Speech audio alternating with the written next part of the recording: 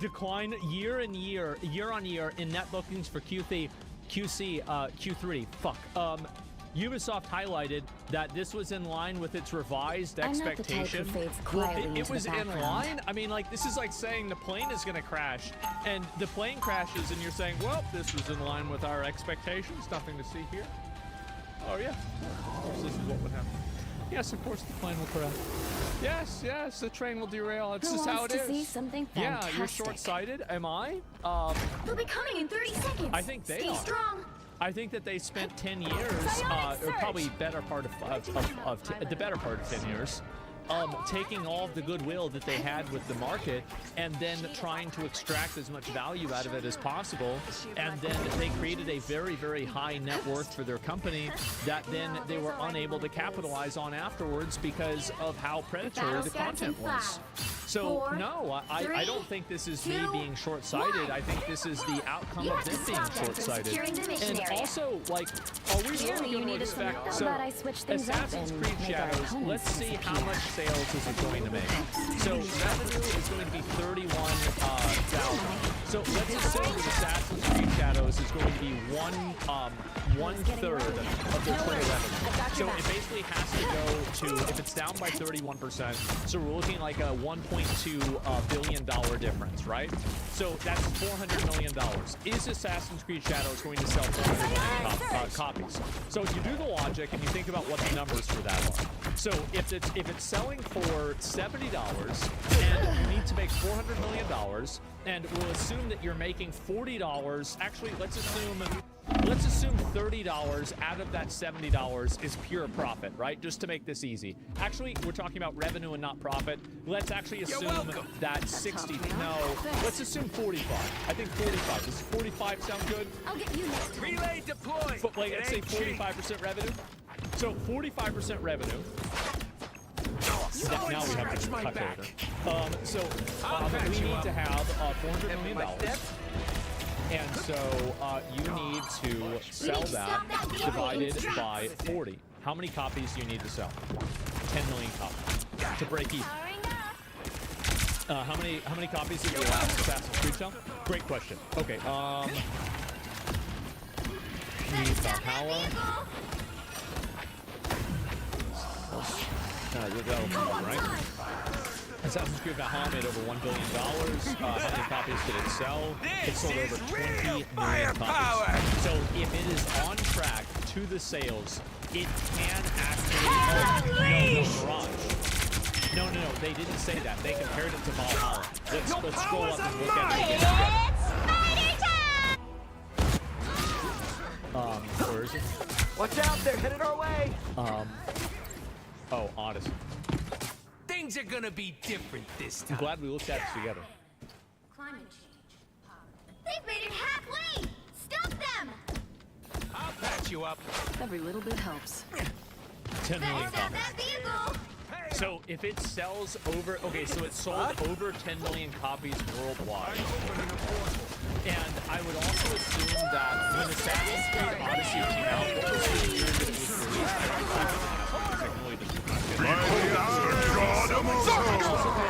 Assassin's Creed Odyssey probably had less microtransactions than Assassin's Creed Valhalla, which would assume that, and I would also assume that Assassin's Creed Shadows will have an equivalent amount of microtransactions as Valhalla did.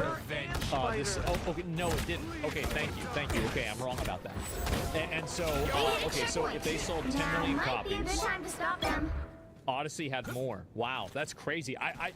Yeah, and then people are telling me that I was short-sighted. Okay, yeah, I didn't play the game, so I'm not sure. I just assumed since, like, you know, I feel like things have gotten worse over time, but apparently not. Ubisoft has been a trailblazer. And so, oh, wow. 36 monthly active users across console and PC. As for playtime sessions, these rose by 4 and 7%. Early previews have it. Wait, what? My good deed for the day. The increase in revenues will hinge on the launch of Shadows. Early previews have been positive, praising its narrative and immersive experience, with both characters playing critical roles in the game's storyline. Well, if both characters play critical roles in the game's storyline, why did you come out and say that you didn't need to play both characters in order to experience the story? That's interesting. Anyway, as well as the quality and complementarity of the gameplay provided in the dual protagonist approach. I want to see the incredible talent. Yeah, sure. Okay. What about the engine? Well, I don't know. And these are also game generalist reviews. So, will it sell 10 million copies? This is real firepower! Fire mode! Your powers are mine! It's fire time! You're ready for action! I think that it will probably sell Hope I can return between the favor 4 and sometime. 6. If I had to. Team play! And I was very optimistic for that. Now, I could be totally off on this, but I think it's going to be between 4 and 6, 12 months out. Better stop that vehicle! That's my guess. You can flip it, and we'll find out whether I'm right. Relay deployed! And maybe check out the other sales. And then also, here's the other problem.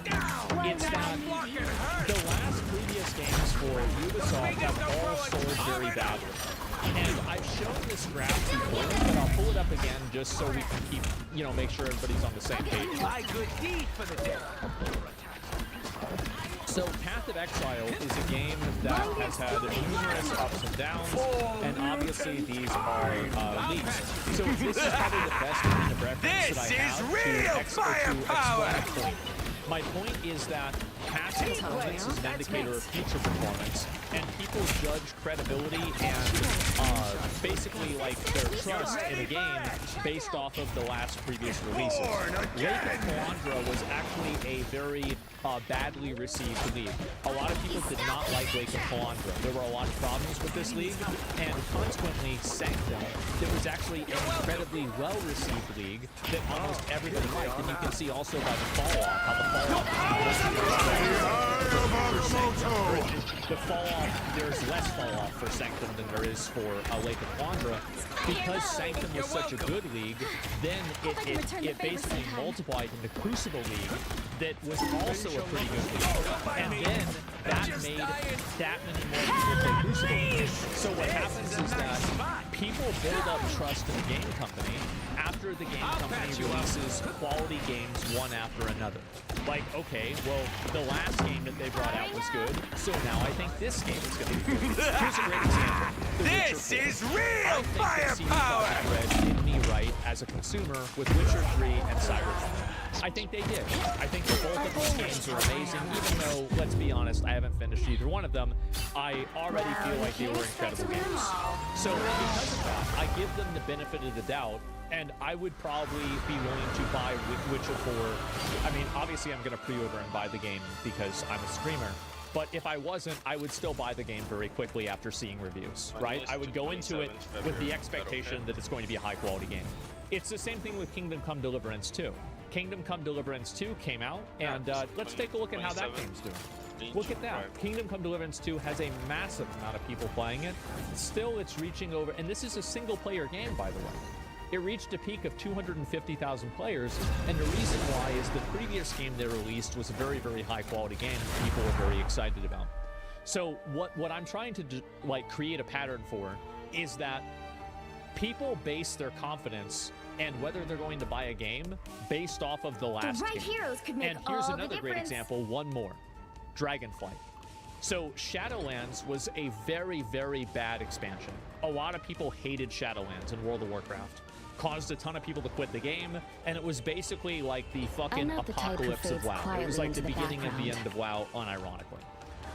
Dragonflight was a much better expansion in a lot of ways, and it actually solved a lot of the problems that Shadowlands had, and it was innovative in a lot of ways that were unique.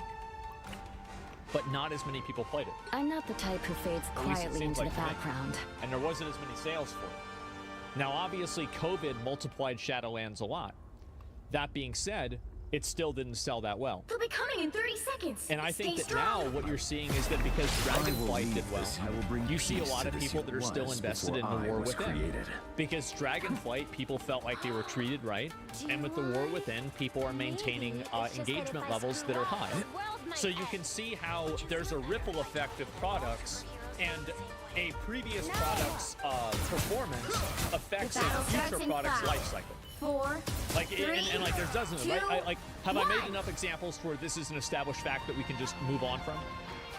Yeah, hopefully, right? Yes, okay, good, great. Let's move on.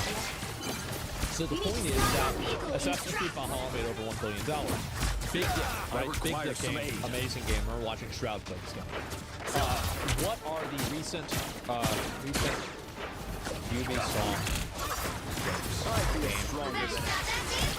Okay, so latest Quantum match.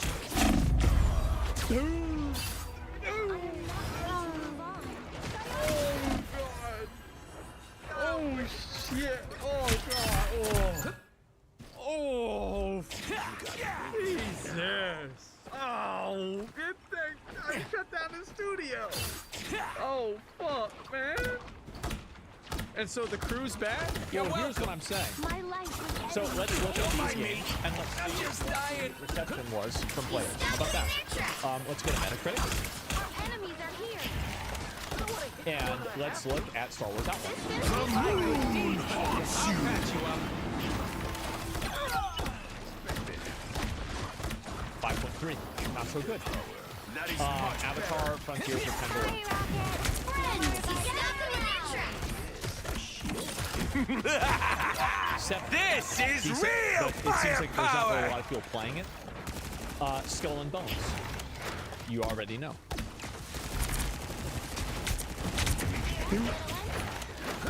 And the crew My life energy flows stronger.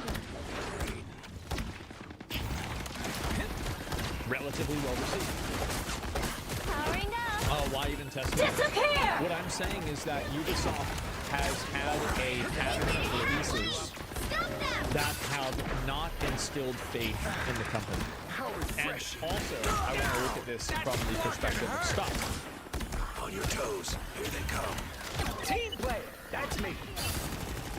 You see, Feel the wrath of the goddess. Help! Still a chance to stop them! this is a bad line. It's a really bad line to have. This is so like if you're running a company and you have this line, Here comes Rocket again. you're gonna be stressed. You should be stressed out. You should be really stressed. Be like, oh fuck, oh god, it's not They good, hit a checkpoint. right? 3 days this My company team will be will have gone. to stop 5 them. years. Look at Capcom stuff. Systems Yeah, restoring. yeah, sure. I'll see how Capcom's doing. Oh, wow. Don't mess with the amazing Spider-Man. Wow, what's this? Whoa, what happened? You're welcome. Better stop that vehicle! Spider-Man! Good deed That's a good line. You look at this You get line, away. it's a You good get line. away. See, You that get line away. is a bad line. And you can tell because one's going down and the other one's going up. You're welcome. Green is good, red is bad. It's that simple. No! And so Please don't go down you the see deep this, and I'm not trying to make a perspective. This is what gamers want. This is I'm the czar of video gaming. No, this is in 5 years. Ooh, shit! Look at this. They've made it halfway! This is bad, Stop bro. them! It's $2.32. It hasn't been that bad. Judge, jury, Since 2013 in executioner. May. That's over 10 years. 10 years of sucking dicks. That's a lot of dicks. This is a nice spot. You don't, Still please, chance to don't, stop please, them! do not. This is real. This So is anyway, real firepower. And yeah, and that's also not even accounting for inflation. That's a lot of dicks. It's a lot of dicks. So, Dragon's Dogma, yeah, Capcom released Dragon's Dogma. That game kind of sucked. I was really upset about that. I love that guy. Dude, I was expecting Dragon's Dogma 2 to be my next Elden Ring. I was expecting that to be like my more tactile, you know, in between Monster Hunter and Elden Ring. That was gonna be my fucking game. And I did put 100 hours into the game. Okay, I'm not gonna say it's awful. It's a fun game. But that being said, you know, it could have been a lot better. You're welcome. And so, yeah, really, like, they got a real, if they released a DLC for it the size of Iceborne, they could make Dragon's Dogma 2 a great game. They could make Dragon's Dogma great again. But, as it stands right now, you know, maybe if it's like 30, 40 bucks, I'd recommend buying it. It's fun for that much money. But, you know, it really is what it should. And so anyway, let's move on. Ubisoft is in the shit. They've released bad games for like 3 or 4 years. If you think that just because we release a new Assassin's Creed, all the people that bought Odyssey and Valhalla are going to come back and say, we need to stop relying, like, I think a lot of these really big companies rely on this, like, hidden market of people that don't even watch YouTube. The only way they hear about video games is in commercials and football games. And, like, this is their audience. And if you're trying to sell FIFA, good idea. If you're trying to sell COD, that'll work. And Diablo 4, it seems like it kind of worked too. But with Assassin's Creed, I'm not sure if that's going to happen. So, yeah, it's shitty. DEI. No, these are people that don't even know what DEI means. DEI, like, what the fuck is DEI? Like, they don't even know what that is. Like, these are just like the normal, average, fucking Walmart Americans. Don't mess with the amazing Spider-Man! And so, yeah, Valhalla's the worst Assassin's Creed game. I can see why you say that based off of my understanding of it, but I haven't played any of them, so I don't really know. And I'm going to let you guys know, I'm going to be going into Assassin's Creed Shadows, and I hope now that, you know, with Avowed, I made a lot of negative stuff, like, let's look at that. Just to get the real quick. Quantum magic. That's the boost I need. So, Avowed is not looking good. Avowed is full of cycles. The Avowed drama is weird. If I was Avowed's director, I'd be worried. Game director has lost his fucking mind. Modern audience will love this one. This is probably about something else. We are in this together. I played the game, and I thought it was actually relatively good. Here's where we hit next. They farm you something, they do. I'm a professional. Here's the thing. I hope that with my coverage of these games, that you guys can respect that I will give the most authentic and fair representation of a video game that I'm going to play. Ready for action. Even if it contradicts what I've been saying for months.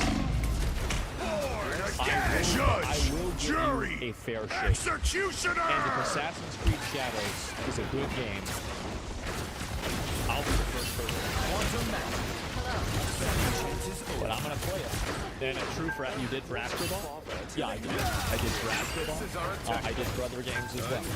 And so I will go into it with a fair viewpoint, and I try to be as authentic and accurate as possible because I think that's what people want. I think at the end of the day, nobody wants some fucking culture warrior that's gonna sit there and deduct points for fucking pronouns and all this bullshit just to score little minor things like the Kingdom Come Deliverance thing. Like, most people just want to play a fucking game that's not annoying, right? So unless it's in your face like Dragon Age, most people are gonna give a fuck about, right? And at the same time, nobody also cares about the diversity quota in the game either. Space Marine 2. How many women were in Space Marine 2? Who cares? It doesn't matter. And it was a great game. So I don't give a fuck about it either way. I am a gameplay first kind of guy. That is always going to be my focus. Now, I'll talk about social issues surrounding games. I think that they matter a lot. But at the end of the day, they are not my deciding factor to fly around. That's it. And so, anyway, Drop the truth. Yeah, that's just how it is. Feel the wrath of the goddess! They tried to they did away with that. I think it was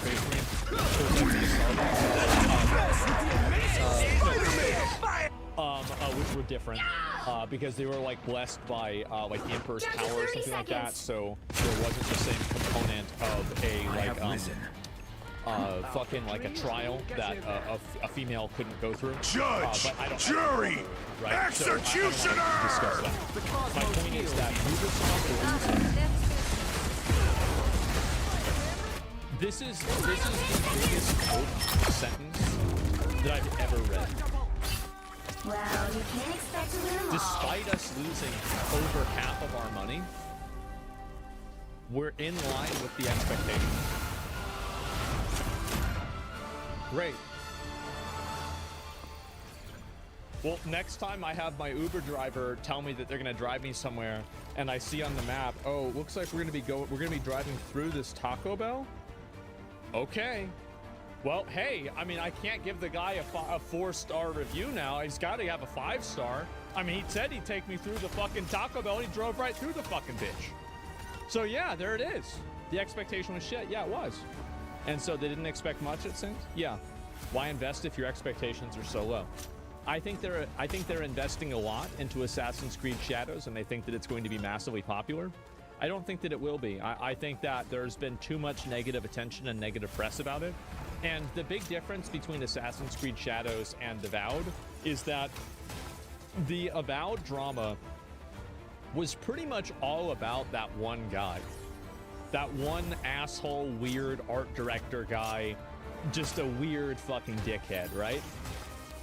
Almost none of it was really about the game. But the difference is that Assassin's Creed Shadows, a lot of the criticism's about the fucking game. That's the issue. Yeah, it's also a known IP. Yeah, no, definitely, right? It's the art director. Yeah, definitely. People were begging for Assassin's Creed set in Japan for over a decade. The idea was correct. The execution is not. Reviews are stock for are stock for gamers, sir.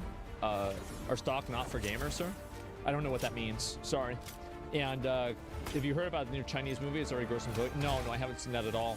And do you think the negative press will have a positive impact? No, it won't.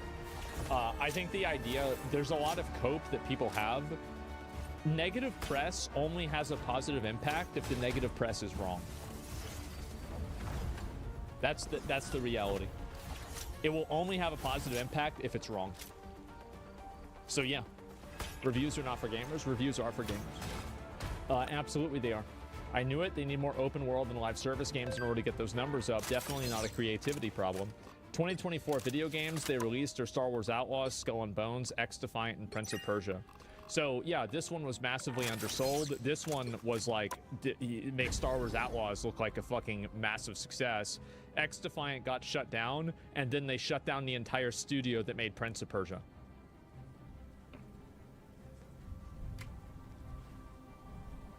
Oh, it's gonna be so good. Oh, I'm sure that's what it's gonna be. Yeah, any press is good press and negative. Well, so any press is good press if, like, it's true with a person like me, because a lot of times things that I say are misrepresented.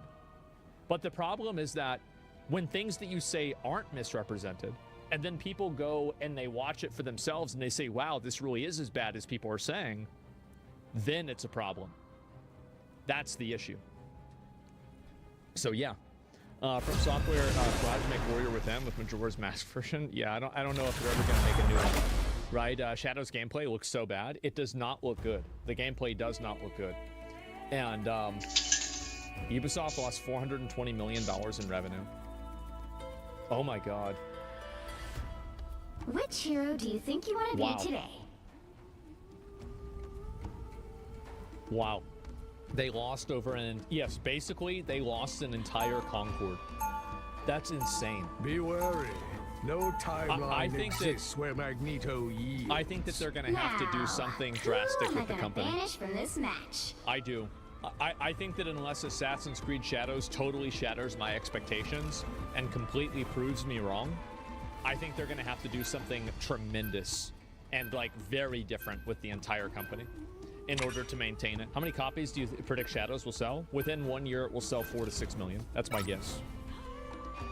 For the past about 6 months or so, I have had to endure a relentless amount of personal attacks, lies, and misrepresentations that are intentionally disingenuous in order to align me with beliefs that I've actively spoken out against.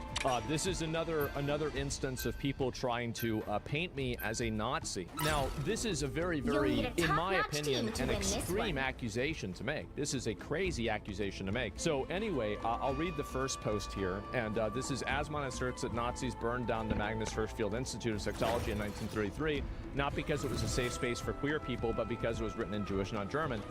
That's actually not what I was talking about. This person's just actually completely wrong. I was talking about the book burnings. So this is what I said in the clip. Let us remember that the Nazis burned the books that the Nazis burned books on gender sciences. They did do that. Like, my understanding is that they burned them not because it was gender stuff, but because it was written in Jewish and not German.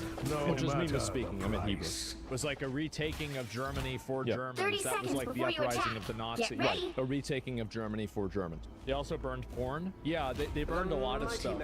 And I wish people like this. It's disappointing that you can't have genuine conversations because people try to just like kind of, you know, handpick facts and like not talk about things in an honest way. This is the kind of stuff that people try to take out of context, where like they're saying, oh, Asmon thinks that it wasn't.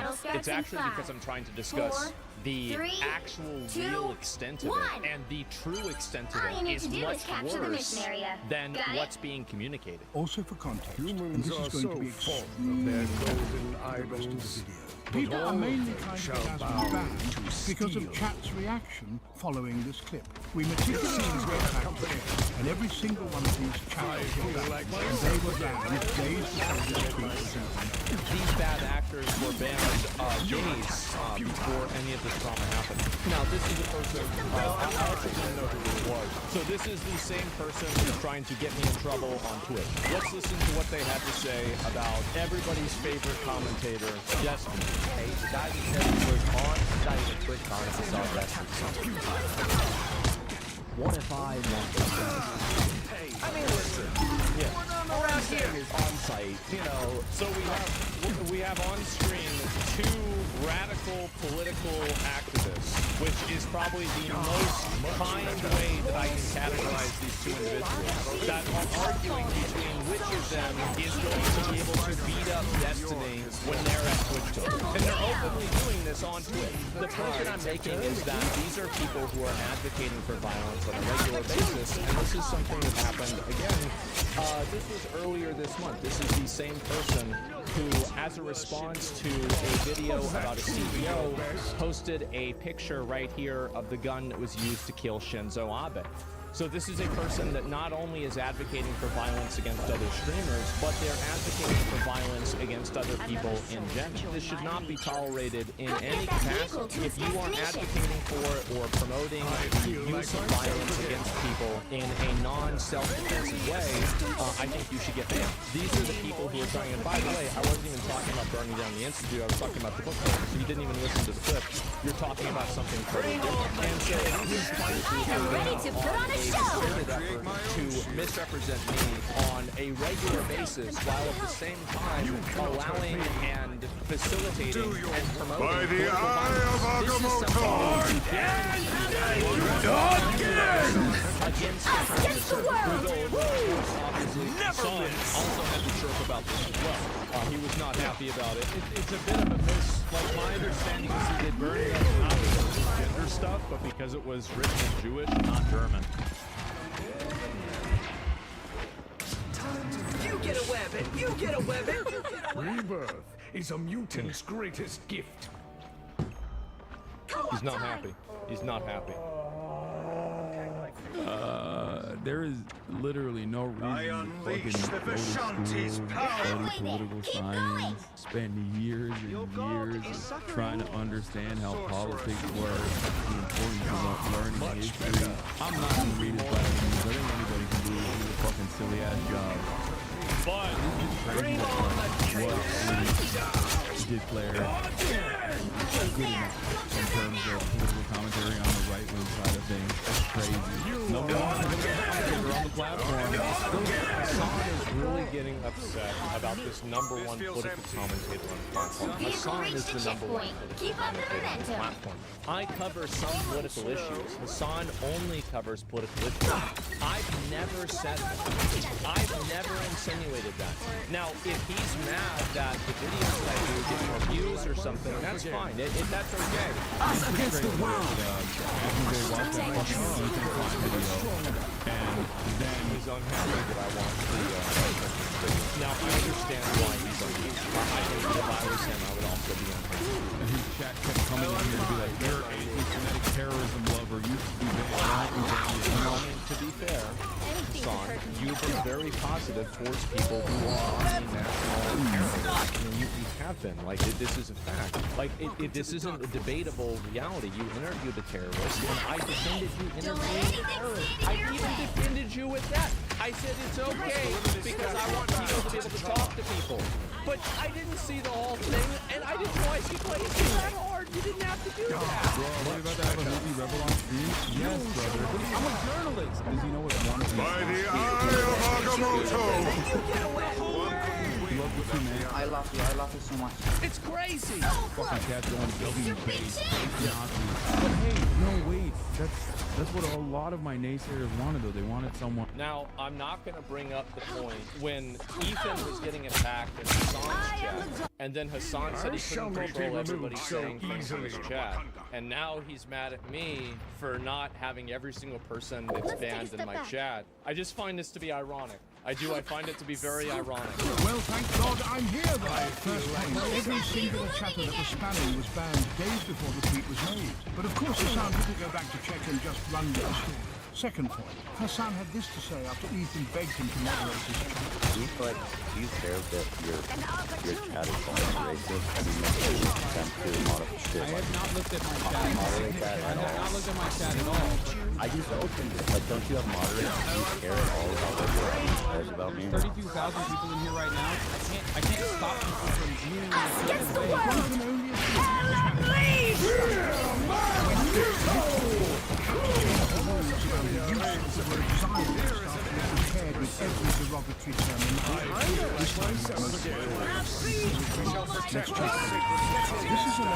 Hell denouncing harassment by other By the eye of Agamotto!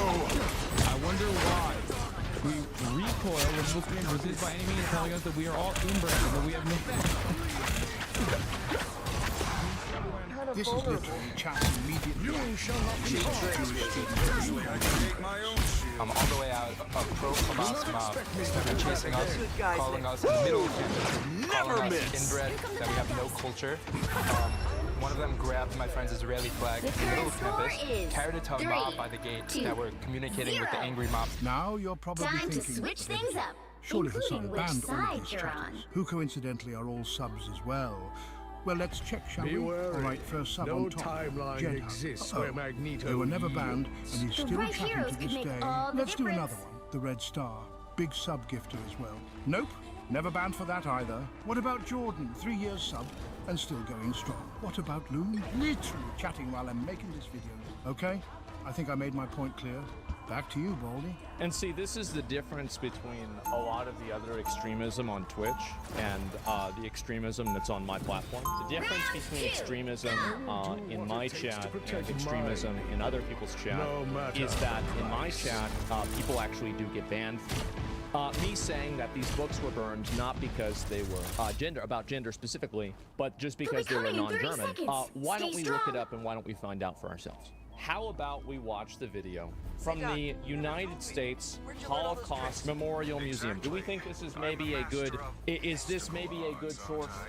In 1933, in April, Nazi German students decided to organize a nationwide book burning program to eliminate foreign influence, to purify German culture as they saw it. That's right. From securing the mission area. Of students, so this is exactly what I said. meeting with professors together, deciding what categories of books in these university libraries. Let's get to the categories. Count as un-German. They didn't see themselves as suppressing. Un-German. Let's go back and watch the original clip. And it was like a retaking of Germany for Germans. This is, again, my source for this is the Holocaust Museum of the United States. German University City, 34 of them all. Thousands of people gathered together at a public place in which books that had been confiscated either by the students themselves, often with the help of police, were brought and dumped in a pile. Student leaders exhorted their followers and the listening crowds to swear an oath by the fire to destroy and combat subversive and un-German literature. Our enemy has been spotted. Like a retaking of Germany for Germans. That was like the uprising of the Nazis. Insignificant Max. For the National Treason against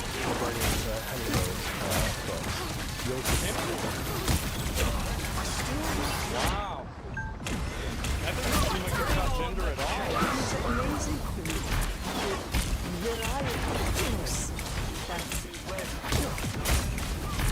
That was very big on that night and thereafter. Among the authors whose books were burned, William Ernest Hemingway, both Mann brothers, Thomas and Heinrich.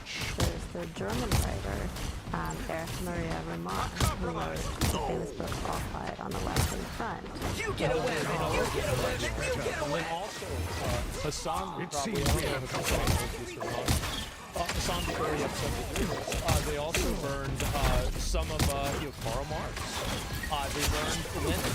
They burned Trotsky. They burned a lot of communist books as well. Yeah, not Marx. Yeah, they did. They got rid of them. I have tagged a foe.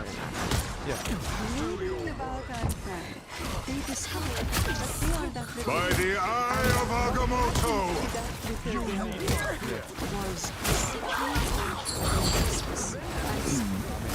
I guess maybe we won't make the movie joke, but like, man, it's really hard not to, isn't it? It's really hard not to. It's literally like talking to fucking Anne Frank, basically. Okay, being able to talk to Anne Frank. So they finished in a way I feel like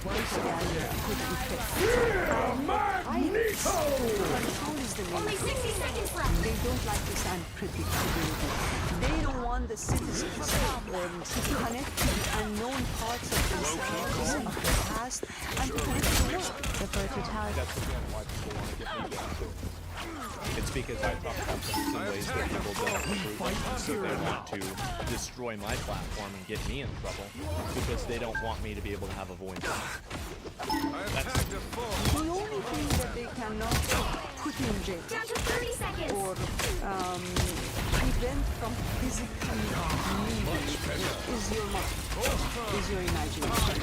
That cannot be captured. I still need you. Just because I know that these people try to limit freedom of speech, and they try to, put limits on it and stop people from saying certain things. When you live with your mind in a cage, that's only the You'll have to keep fighting until It's we have never a winner. where it stops. But the idea We are of freedom undefeatable! should be kept alive, even if it's between two people or Final three score. people. 3, Talk about 2, it. Fucking 0. based. Absolutely fucking based. Think about it, live about it, and hope about Another it. epic victory! And so anyway, so basically a clip of me discussing the fact that the Nazi book burnings were not exclusive to LGBT, but they were in fact for a lot of things that were anti-German culture and things that were involved with people being Jewish, communism, etc. This is true, and my source for this is the Holocaust Museum. It's very sad, but one thing that I learned that I keep learning over and over is that when people can't win in the free marketplace of ideas, they have to resort to lies. The sad thing is none of them will acknowledge this and keep calling me Nazi. Well, the thing is that all of the people that have done that, they've already completely gone hollow. There's nothing that like I can do to bring them back from the psychosis that they've brought themselves into. But the best that I can do is to offer a measured and, to the best of my ability, educated perspective on why these things happen. What's being discussed here is how these topics and how these patterns are re-emerging in today's society. And I think that it's a very important component to this, that this was done by primarily young people. Because it's really, in a lot of cases, the contemporary wisdom nowadays is that older people are more conservative and younger people are more liberal. But I think in cases of economic depression or national depression, sometimes the opposite can become true. Wary. No this is an example. Exists And this is what I've been, this is what I've been talking about. This is what I was saying before about how, like, you know, Hitler was getting popular on TikTok, etc. So, like, you guys see how all this is fitting together? How all this is coming together? Well, this is why it's important to talk about this history, is because in a lot of cases, I don't think history repeats itself, but it rhymes. And so when I see certain things happening nowadays, when I talk about the resurgence of these things happening, the reason why I talk about the resurgence of these things like this happening is because I see the precursors of it because of the precursors of it last time that it happened. That's the reality. And so when I'm discussing a topic like what was being discussed in here, trying to broaden the perspective of it, I was actually saying that this isn't good, even if you don't like any trans stuff at all. In a lot of cases, oppressive regimes will take a couple of things that are agreeable and then package them into tyranny and then hopefully sell that to the masses, and the masses buy it because of those couple of bad things. I think that maybe even off-stream, Hassan should actually spend some time. It's only 4 hours.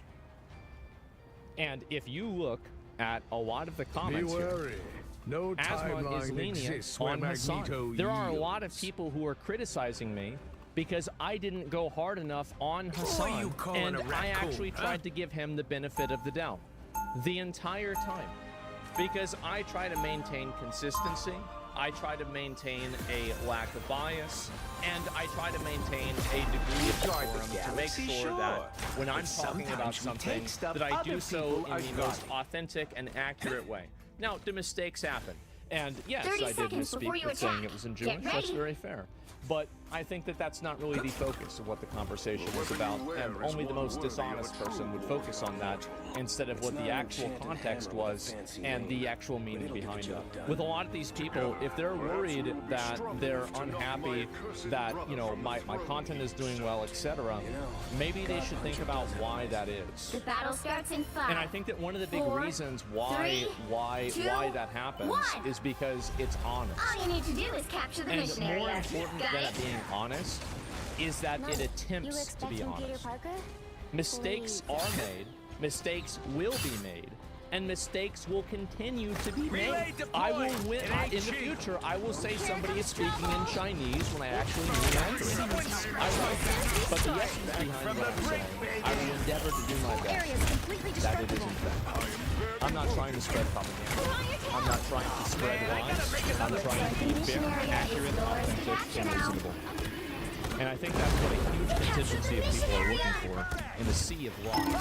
Are you Team Ethan or Team Hassan? I think that I'm not Team Terrorism. Yeah, I'm not Team Terrorism. And that's where I'm at. I think that's what's fair. And so, yeah. It's that simple. My good deed for the day. Apparently they didn't use these big raids. Big raids. Huge raids. And I'm kind of surprised about it. But apparently this has just been like really popular. I'll patch you up. Big raids. Ready for a boost? That's fucked up that they got Arizona being 350. Because y'all remember it used to say $1 right there on the package. Relay deployed. It ain't cheap. I'll patch you up. So, as this immigration crackdown's underway, areas of town are a lot quieter than they used to be. With local store owners revealing a notable increase in the amount of This is real firepower! Employees are scared they could be spotted by police and deported if I am ready to put on a show! Fantastic! Those employees. Don't mind me. And why are you hiring people without properly vetting them? And you're hiring illegal. I feel like, yeah, let's figure out these places that are afraid of having to, like, oh, wow, people want to come in because they're afraid of ICE. Why are they afraid of ICE? What is the reason for that? That's a great question. Probably paying them like shit? Yeah. You captured more than half of the mission area. Keep going.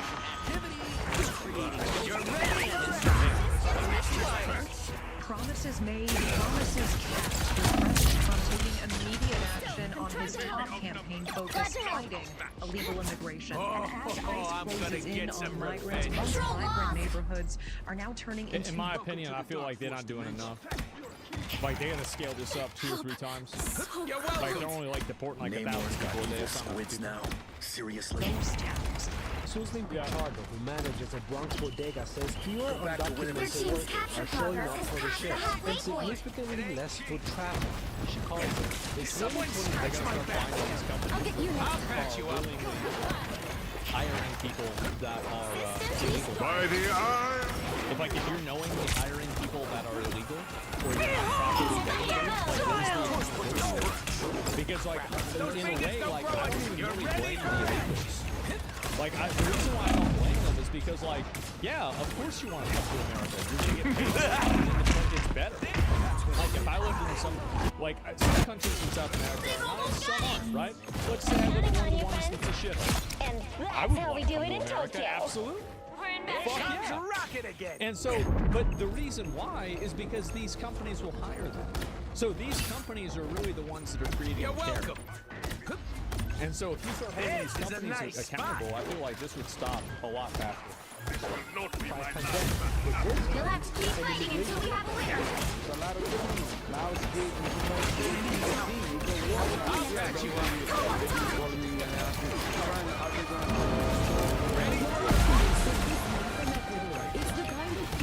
Your powers are mine! Against the world!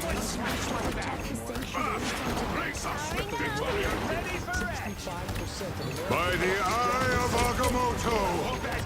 Just what we need. No shit, of course everybody supports it, that's the thing.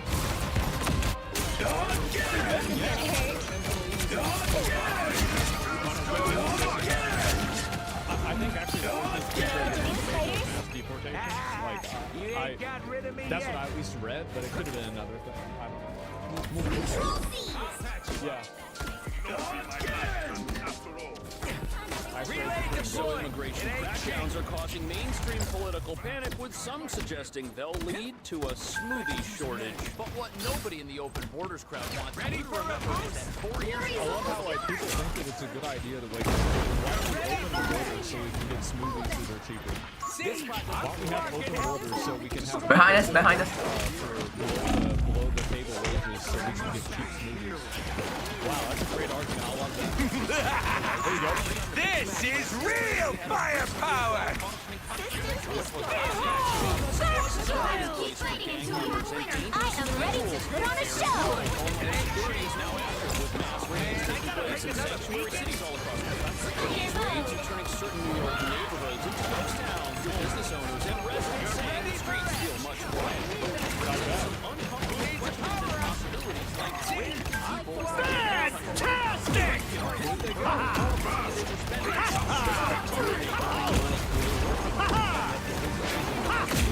I think in a lot of cases, willingly and intentionally hired illegal immigrants because it gave them a leg up in negotiation strength.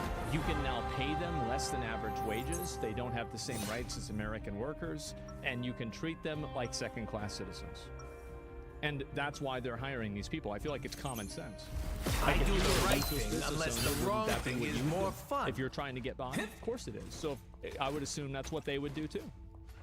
in a manner connected to the criminal underground by committing crimes, shoplifting, reselling stolen goods, or worse. And those 30 seconds businesses, before by you complaining attack. to the news Get that ready. immigration raids have scared away their employees, they've just admitted to illegally hiring and employing people who can't legally work and may be in the country without permission. Which brings us to the real reason why certain parts of New York are turning I into will ghost towns never by allow the Fatima to suffer the thousands same of people fate as to live in this Kenobi. city without permission to be in the U.S. An entire economic system has been created, which is The battle illegal and starts in exploits 5, everyone who's part 4, of it. In fact, I 3, spoke to one restaurant 2, worker who said their boss 1. was hiring newly arrived All you need to asylum do is seekers capture off the the mission books area. Got it? for far below minimum wage, so they could save. saved lives with a scalpel. Now I do it with a spell. There it is. Look. What a surprise. What a shock. Who could have guessed? I feel like myself again. Wow.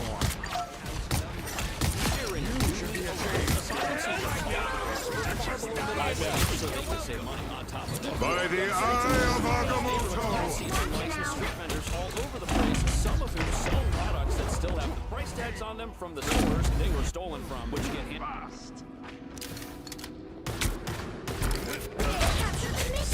This is in New York City? He's a mutant's greatest How do you gift. let this happen? What the fuck is the government doing over there? You owe me one. How do people let this go? The shamelessness. This is embarrassing. Handed to them in suitcases by a group of men, making you wonder if some of the people spreading out items on blankets are there by choice. Or I feel like myself again. even though immigration rates are putting an end to an illegal system of exploitation, predatory businesses and immigration advocates are very upset. I bet so. This is the kind of exactly as I expected. It's like so hard. It's like these are people that are advocating for like letting these people stay in here in like this exclusive relationship where they're stealing things from the stores and then reselling them on the street. Like these people basically think that it's more noble to turn the country into a third world country than to uphold our own laws. It's insane. Yeah, facts. Yeah, I feel like it's suicidalistic. I feel like myself is that for a lot of these people, they never have to live with the consequences of their own actions. So it's like they vote for these problems, but they don't even live in these Your countries. powers are So they mine! say, oh yeah, no, you guys can deal with it. It's totally fine. Because we can vote for this and feel good about ourselves. So again, I am ready to put on a show! feel like they made the right decision and they're doing the good thing. They're on the right side of history, guys. That's what matters to them. There's. So here we have your local bodegas, anti-vax stores, caution. Some parts of New York, businesses like these now complain that they've got staffing problems and customer problems at the expense that they can die. By the eye of Agamotto! We get a list of who all is complaining. You're welcome.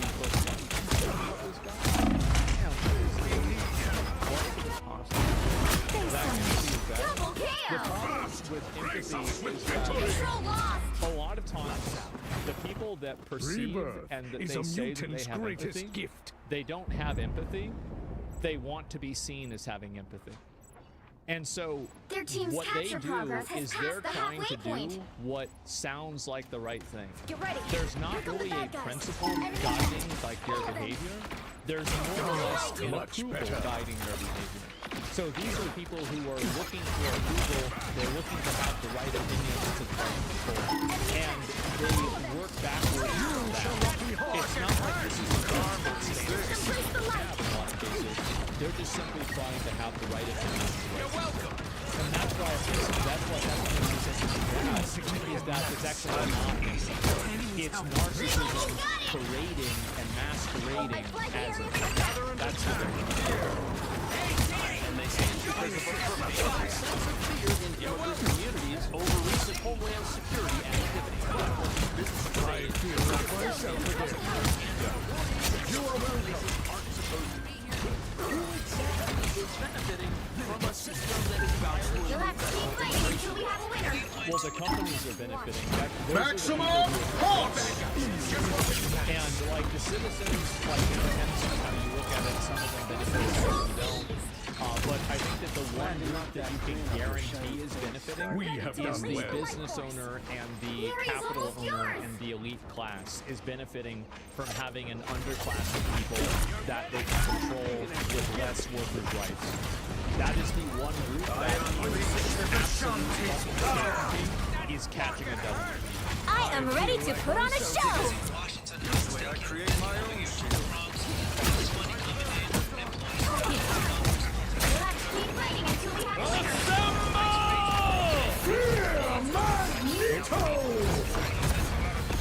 by the eye of Agamotto! Wow, so as it turns out, the residents do not benefit. We are undefeatable! Yeah, that's because the people that are benefiting and the people that are making this kind of stuff are liberals that live in completely separate areas that don't have That's the reason why. So like, the people that are living there don't like it. It's the people that are to it, but they think that they have like some sort of cultural solidarity with some, like random immigrant that came and committing crimes. Greatest gift. And it's actually, it's really kind of crazy, the psyop that, I think that the, elite business ruling class has played on a lot of the, liberals, that they've convinced the liberals that having a second-rate, second-class slave class or laborer class is actually the moral and ethical thing to do. Cause. It's really kind of an impressive degree of manipulation. Their neighborhoods now feel a lot safer 30 because seconds of these before you recent attack. immigration Get crackdowns. ready. But even though residents seem to be happy now, local businesses that were hiring these folks are not. But the crazy thing about that is by hiring people who don't have a right to work and paying them less than fair wages, those workers are being exploited, and so is the There's a lot more that goes into it than less than fair wages. There's workers' compensation. There's any sort of accountability if the workplace treats them badly. There are tons of other, if you take income out of the equation, there are tons of other, line items and levels of accountability that businesses have that are created by the government in the best interest of workers that these people can completely ignore. local neighborhood, which now has less jobs available for its residents. And how do we know that these businesses hiring people with no legal right to be in the country aren't holding that status over them for using to coerce them to come into work in the first place? Possibly as leverage, like them to work in sanitary conditions or do things they wouldn't otherwise. Exactly, yeah. It's like come to work, what we call absolutely. Yeah, if you take out the emotional manipulation, the emotional blackmail, and the suicidal intensity out of this argument, and you just look at it logically, there's no perspective that you can have on this that's not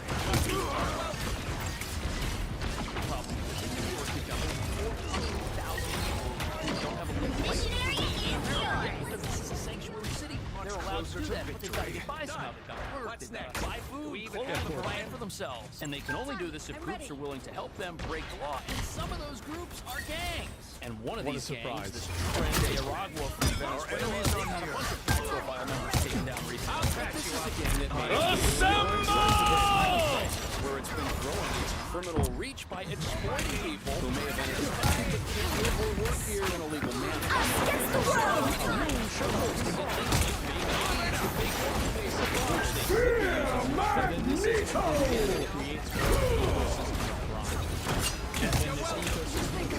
By the eye of Agamotto!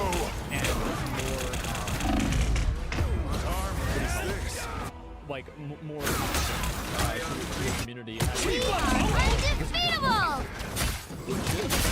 Into hiring them, My revealing that power even if cannot be companies You don't captured only more hire than half people of who the aren't supposed to be missionary here, base. they Keep can still be going. forced to Control shut down law. if they do, which apparently might happen to some small businesses in certain parts of New York. Good. There's a lot of criminals.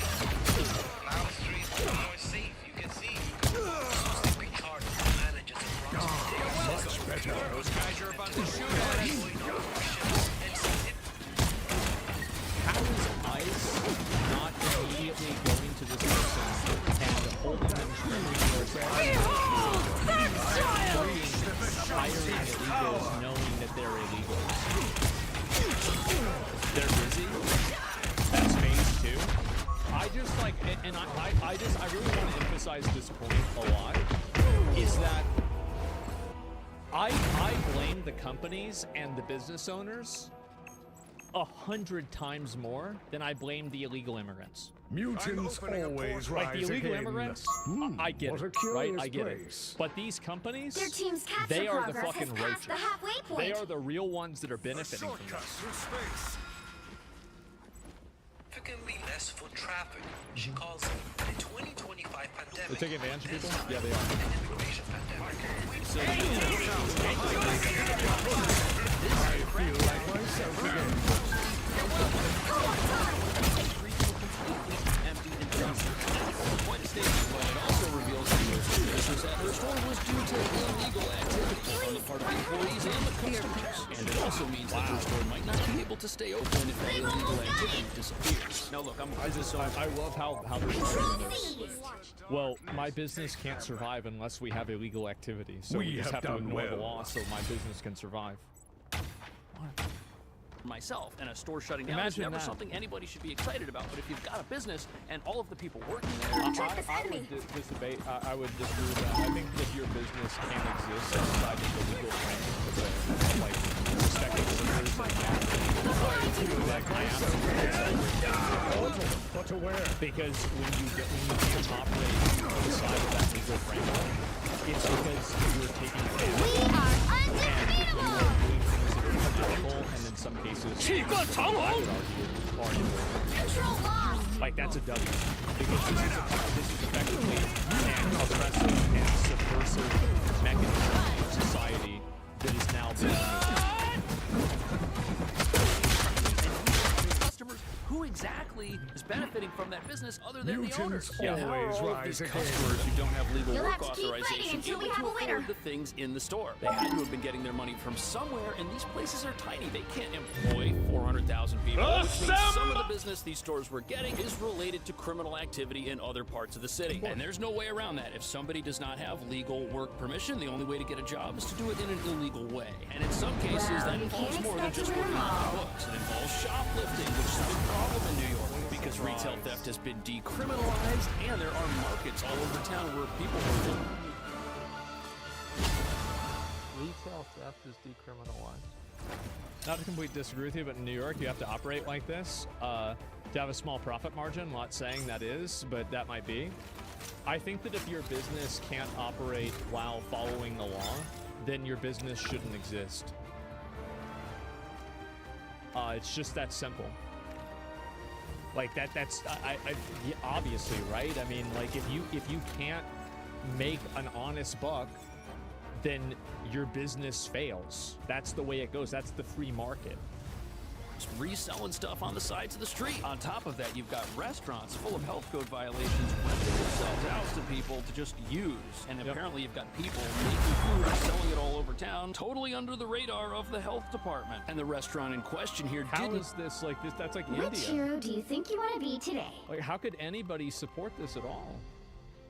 It's unbelievable that people can support this.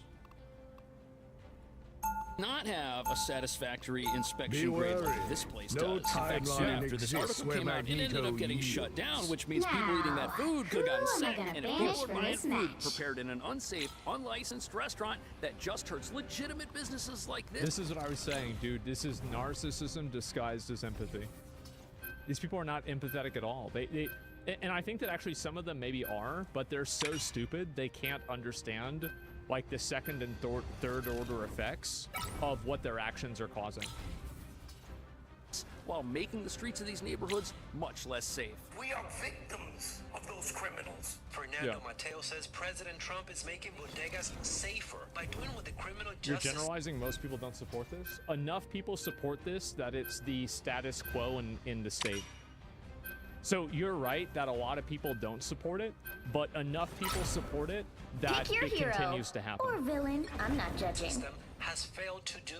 Now, if you've committed a crime, I recommend, other than enter the country illegally, that you look for another place to work. Because if Imagine they that. come looking for you, So this guy right here, he's the president of the United Bodega Workers of America, and every time something happens in New York that's controversial involving a bodega, he's there to stick up for these people every time they get robbed, every time they get raided, every time criminals enter their stores and assault workers. And he says the stores he represents are victims of crime committed by people who aren't supposed to be here. And that's the problem that sanctuary cities have. They're okay with criminal activity as long as it's federal, but they don't seem to understand that by allowing one type of crime, they expose themselves to other types as well. And residents of the Bronx and because if you can't be a citizen, you have to resort to doing other things that are illegal too. Think you're fast enough to stop That's a the high-velocity problem. round aimed straight between your eyes, It's old-timer? like a parallel to this that's like not exact, but it's similar. I've already disabled the internal so like mechanisms whenever on you're all of like your a convicted weapons. felon and you get out of jail, Play you have nice. such a massive And perhaps red I'll flag put your on toys your back together. resume Battle starts that in 5, it's so hard for you to get a job 3, that you end up 2, probably committing more 1. crimes again. Because All you now need to do is you're at capture this the massive mission area. disadvantage Got and you it? end up doing it the same way, or housing, or When finding a will place to these live. madmen So learn that these reality people, because isn't they're their not play? able to go through the normal channels, what ends up happening is that they turn to other additional criminal means. And again, it's easy to understand why they would do this. Mike's can attest to this. They're out there saying that their streets were dangerous because illegal activity allowed and empowered a criminal element to dig in its heels and take over. And empowering criminals hurts laws that are less obvious but are very real for the people affected. These jobs that mean giving away to people so businesses can break the law and save money, that's something we need to talk about because it means that these businesses are taking job opportunities away from the people who have to obtain them by the book Yeah, and this is not like, I mean, people make the argument where it's like, oh, these people are taking strawberries, and so nobody wants to take strawberries. Okay, sure, you can say that, but these are people that work at like a gas station. Like, you really can't find an American citizen that'll work at a gas station. Like myself again.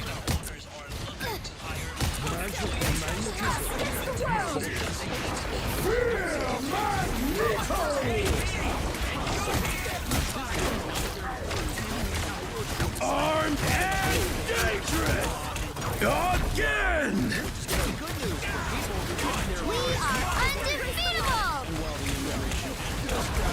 Feel the wrath of the goddess! Necessary, these very same businesses will support their workers and keep expensive law-abiding. That's what I really find to be odd, is that all these Behold the god of thunder! advocate for holding the businesses accountable is a for treating mutant's them and greatest exploiting them gift. badly. Wouldn't hire. However, the open borders crowd is very upset about this, and they've got no intention of staying quiet about it, even though it benefits the very people trying If to it's the make it. business owner's fault, why are you facilitating dehumanizing immigrants? Wrong about dehumanizing. Well, first they're people. I mean, yeah, I don't know. Magneto! You're a time, and they do something that they're not supposed to do. Is holding society human. I don't understand the criminals are not supposed to be here. They're in often Mutants cases always committing rise additional crimes again. in order to exist here without being detected. And they're working at these jobs that they shouldn't be at in the beginning.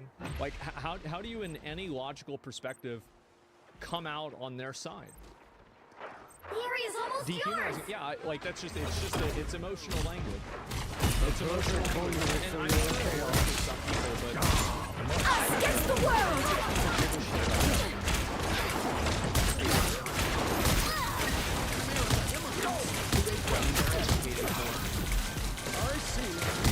Feel the wrath of the goddess!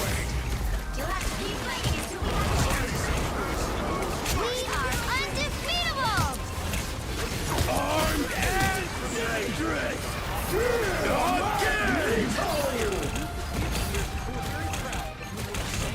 Probably because they don't understand how much harm it's doing. Nonetheless, these It's are because they never have to live with the effects. That's the reason why. It's not because they don't understand it. It's because I need assistance. that's the My time to shine. welcome to the dark Deportations undermine city families, they undermine city communities, and they undermine public safety. And So what our laws say is that the city is going to Their divorce team's itself capture from running progress has fees passed as the halfway misguided point. federal immigration enforcement efforts. So this sounds like a good place to start if you're going to look like people that aren't going to cooperate with the federal government. I mean, like, that's just not the way it works. Sandy needs help. Yeah, it's nice. Much better. Professor absolute viewpoint of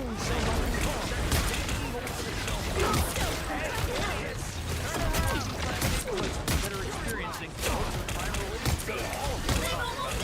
and none of the gang activity plaguing the Bronx or Washington Heights is present in places like Cobble Hill or the West Village. And these raids and crackdowns are something that people in these neighborhoods are very happy about. And I love how it's racist to deport illegals, as if everybody who's brown is an illegal.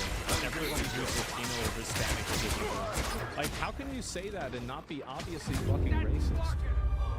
While activists are out there talking about how terrible these raids are, none of the people who live in these neighborhoods are listening to them. And some of the people taken down in these raids are extremely dangerous. They've been caught trying to buy military-grade assault weapons. Wow. And this gang activity is certainly not of the streets. I am not the man I used to be. Of gang-related I activities have taking found a place in greater shelters like the cause. Randall's Island facility that is in the process What a of being surprise. shut down. You'll find wanted posters outside, Big and shocker. the city knows there are gang members living 30 in these seconds places, before you taking them attack. over, Get ready. co-opting them. But because this is a No sanctuary city with timeline a right to exists where shelter, I will the bring city has take it plans back. right Perfection now is to build unattainable, a 20 but that should not stop us 100-person from shelter trying to in achieve the it. Bronx, while all of this immigration-related activity is taking place in that very same neighborhood.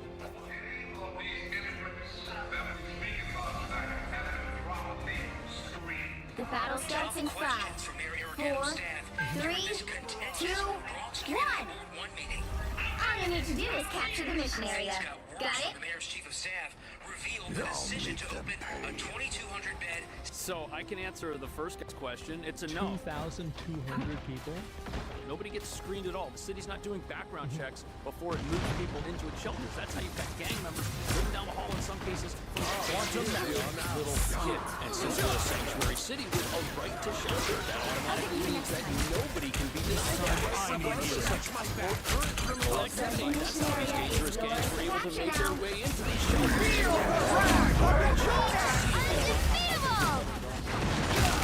Armed and again!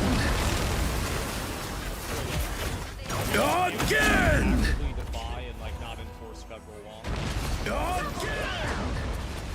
Like what? Yeah, exactly. Like, yeah, what is this? That's Right! That's amazing! absolutely, that's not crazy at all. These are people who their responsibility is to uphold the law. They're part of the United States. This is the United States of America. It's a federal law. You don't just get to ignore the law if you disagree with it.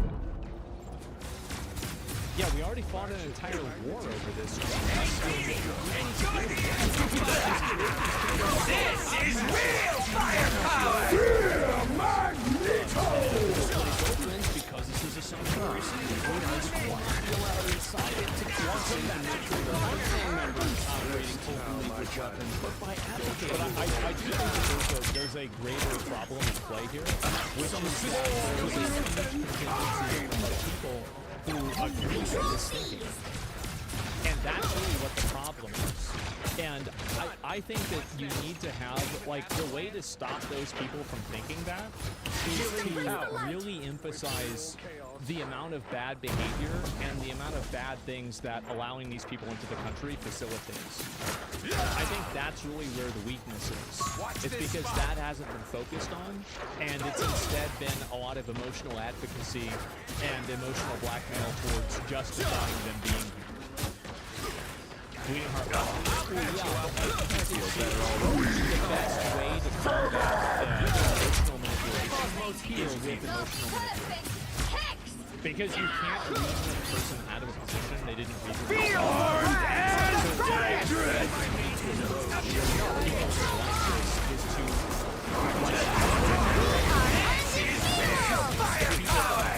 From this approach from an emotional perspective. Approach it from a manipulative perspective. That's what's actually going to cause those people to change. Halt any immigration crackdown towns in New York, these advocates fail to realize that they're advocating the federal law is municipal law, because the government doesn't have to enforce federal laws. The only thing they can do is enforce laws that contradict federal law. Right? I mean, I don't want to see those in jail if they're not actually. I am at your service. Like, if they're actually defined, that's a good.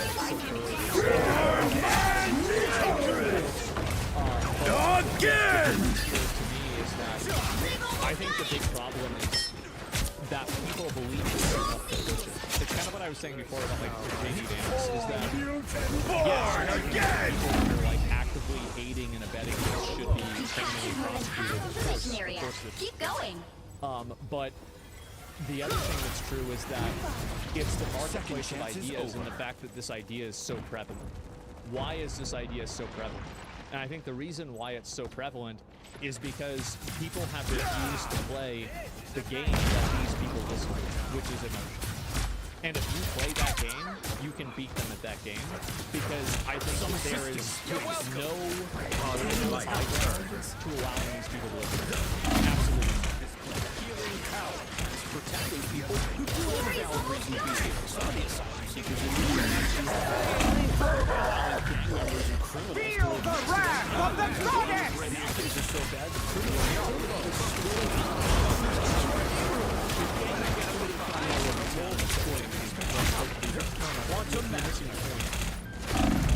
You're right that they're not supposed to. But that's not a good argument to get certain people on your side. This is real firepower! Approach it from multiple perspectives. And one of the perspectives is how can I get these people to agree with me? How can I get these people to do what I want them to do? I have risen. And so sometimes you have to speak a person's language, and they might not think the same way that you do.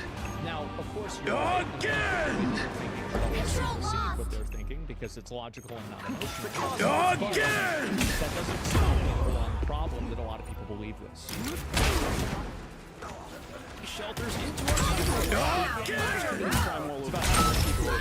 On top of that, New York does not have unlimited shelter space, which means that some of these facilities are housing gang members, while people who could be legitimate asylum seekers are out sleeping in tents on the street somewhere. A lot of fear, said this man from Ecuador. It's the kind of fear humanitarians are pushing back on, especially those Well, who you wish to can't protect expect to win them all. sentiment.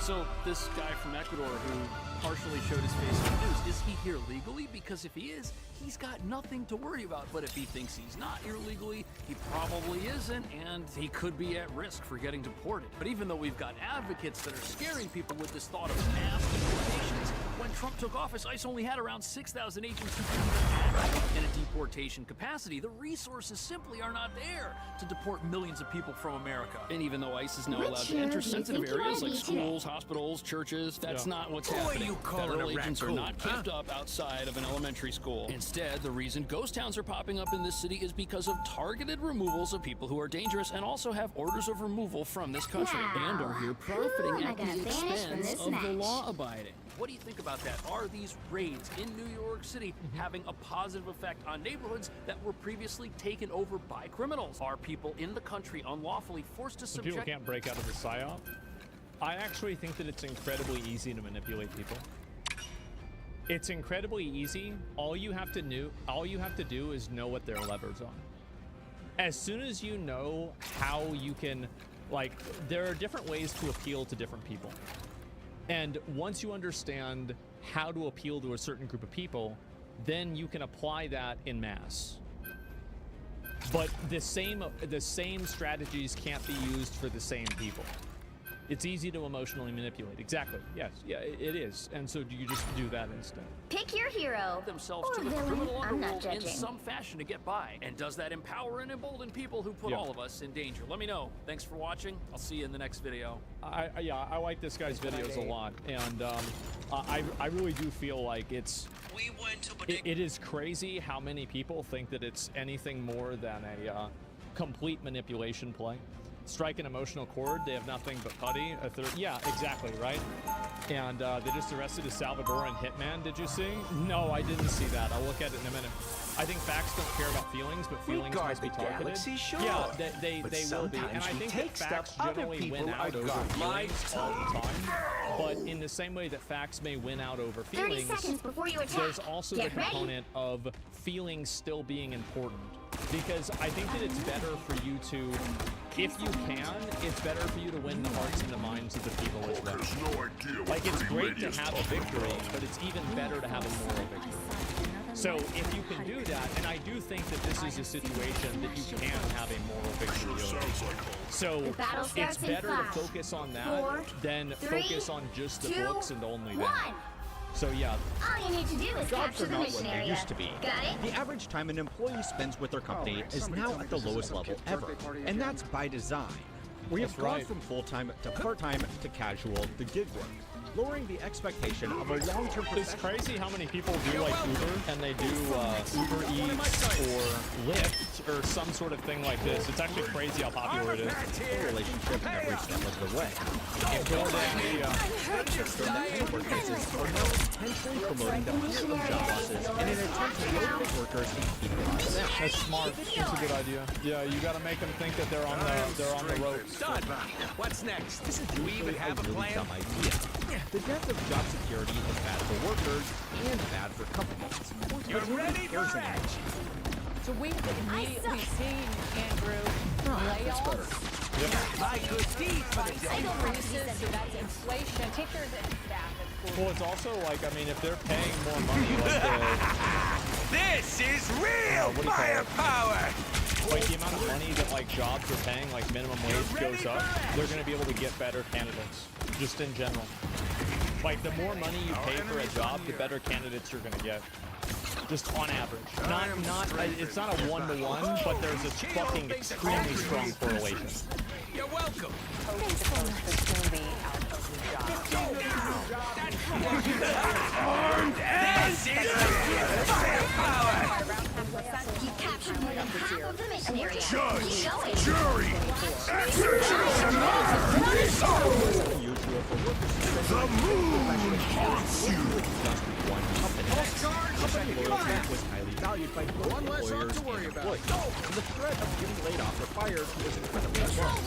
If you ever watch old films and see someone getting fired as a major plot point, just remember it actually was a big deal back then.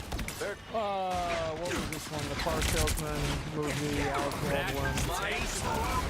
Not Never Get an Edge. That's something else. When Garrett's and Ross. I remember seeing this, bro. This guy, like, Alec Baldwin, huge fucking asshole, great fucking actor. He was so good with this. Coffees for closers, that's right. So good. But according to data from the Bureau of Labor Statistics, those days are long gone. The average tenure of young employees these days is less than a third of the baby boomers exiting the workforce. I think a lot of people also, this is encouraged by now that people are able to communicate more on the line. This is real There is a firepower. very, very common assumption that, you know, whether it's true or not is irrelevant. People think this, that the best way to increase your salary is to, instead of increasing your rank at your current job, is to hop between company to company and then get your salary up that way instead. Gary is almost yours. I don't want to sound too old here, but back in my day, people actually cared about losing their job. But today, getting fired or laid off from your company just makes good content to post on TikTok. This is a bad thing. I don't agree with this. I think that's not true. I think the only reason he's saying that is because he's not looking at the single moms that get fired who lose their house. Like, go out there to the side of the street and talk to all those people and think about how easy was it for them to get laid off from their jobs. Yeah, for sure, some 19-year-old pretty girl isn't going to have this problem because they live with or she can go back with their parents. But for like an average person, getting fired from your job is absolutely fucking life-changing. It's not even a question. Companies, because it takes away their biggest stick. The fear of getting fired is always going to be a motivator in the workplace. There really is no way around that. If you don't do your job or cause too much trouble for the company, you are going to lose your job. Well, that's the way it should be. If you're not doing your job, you should get fired. Yeah, wow, what a fucking surprise. We're gonna act like this is bad? Yeah, no shit. but the pay and benefits that come with it. But as the great Peter 30 Gibbons would say, seconds before you that will attack. only make Get someone ready. work just hard enough to not get fired. The death of job security means that people just expect to lose their job at some point in their career these days. But there are 3 big reasons why it was allowed to get Time this for bad, my biggest and 3 hit. reasons why nobody really cares anymore. The first reason is that companies give up on training their own staff. There is an old joke about company staffing that goes something like this. The battle starts in CEO 5, and head of HR 4, are arguing about 3, the cost to train staff. 2, The CEO 1. asks, what would happen if we All you spent need all to this do is money and capture they the quit? mission area. To which the Got head it? of HR responds, what happen if we don't say spend the that money music and they brings the stay? world together. But as more people But move right jobs now, more I think we often, need the CEO's superheroes argument for that. is actually starting to make sense. Research conducted by Peter Capelli, the director of the Wharton School's Enemies Center on for Human approach. Resources, found that the time and money spent on staff training within companies has fallen drastically. In 1979, the average worker received 2.5 weeks on-the-job training every single year. It's also, if you keep rotating employees regularly for easy jobs that don't require a lot of like intuitive thinking or critical thinking, you're able to keep salaries low. I am Because, ready to you know, put on like, a a lot of show. times whenever people get cut from jobs, like there's actually even laws against this. Where like you can't just cut people because their salary has gotten too high. Well, think about why there's laws against it. Well, there's laws against it because that's what people try to do. 2004, it was just 11 hours, and most of that was safety training, not developing new skills. A more recent follow-up survey conducted by the same team in 2011 found that only 1/5 of jobs You can get around those laws easy. Companies don't want to train people because they are leaving their jobs more frequently than they used to. So they are only willing to hire employees that are already able to do the job. Standardized systems have made this a lot easier for them to do. If you are a professional office worker, it's almost a prerequisite to have a basic proficiency in Microsoft Office, especially Excel. And every profession now has its own industry standard productivity program. If you are a creative, you use sales, you use HubSpot or compare to CRM. Keep going. And if you're in marketing, you need to know your way around a box of crayons. Oh, advertising analytics backend of Google, Meta, and LinkedIn. Since these skills have become the standard for all employees, companies can hire people that are already ready to work on day one. Whereas Why would you want to? It's like, yeah, of course. It's like if you're in a rating guild, would you want to gear somebody up or just recruit somebody to geared? Oh, it's a lot easier if you recruit somebody to the guild that's geared. Like, why would you want to gear up a whole new person? Yeah, want the easier way? Yeah, exactly. It's not even a question. Here is almost yours.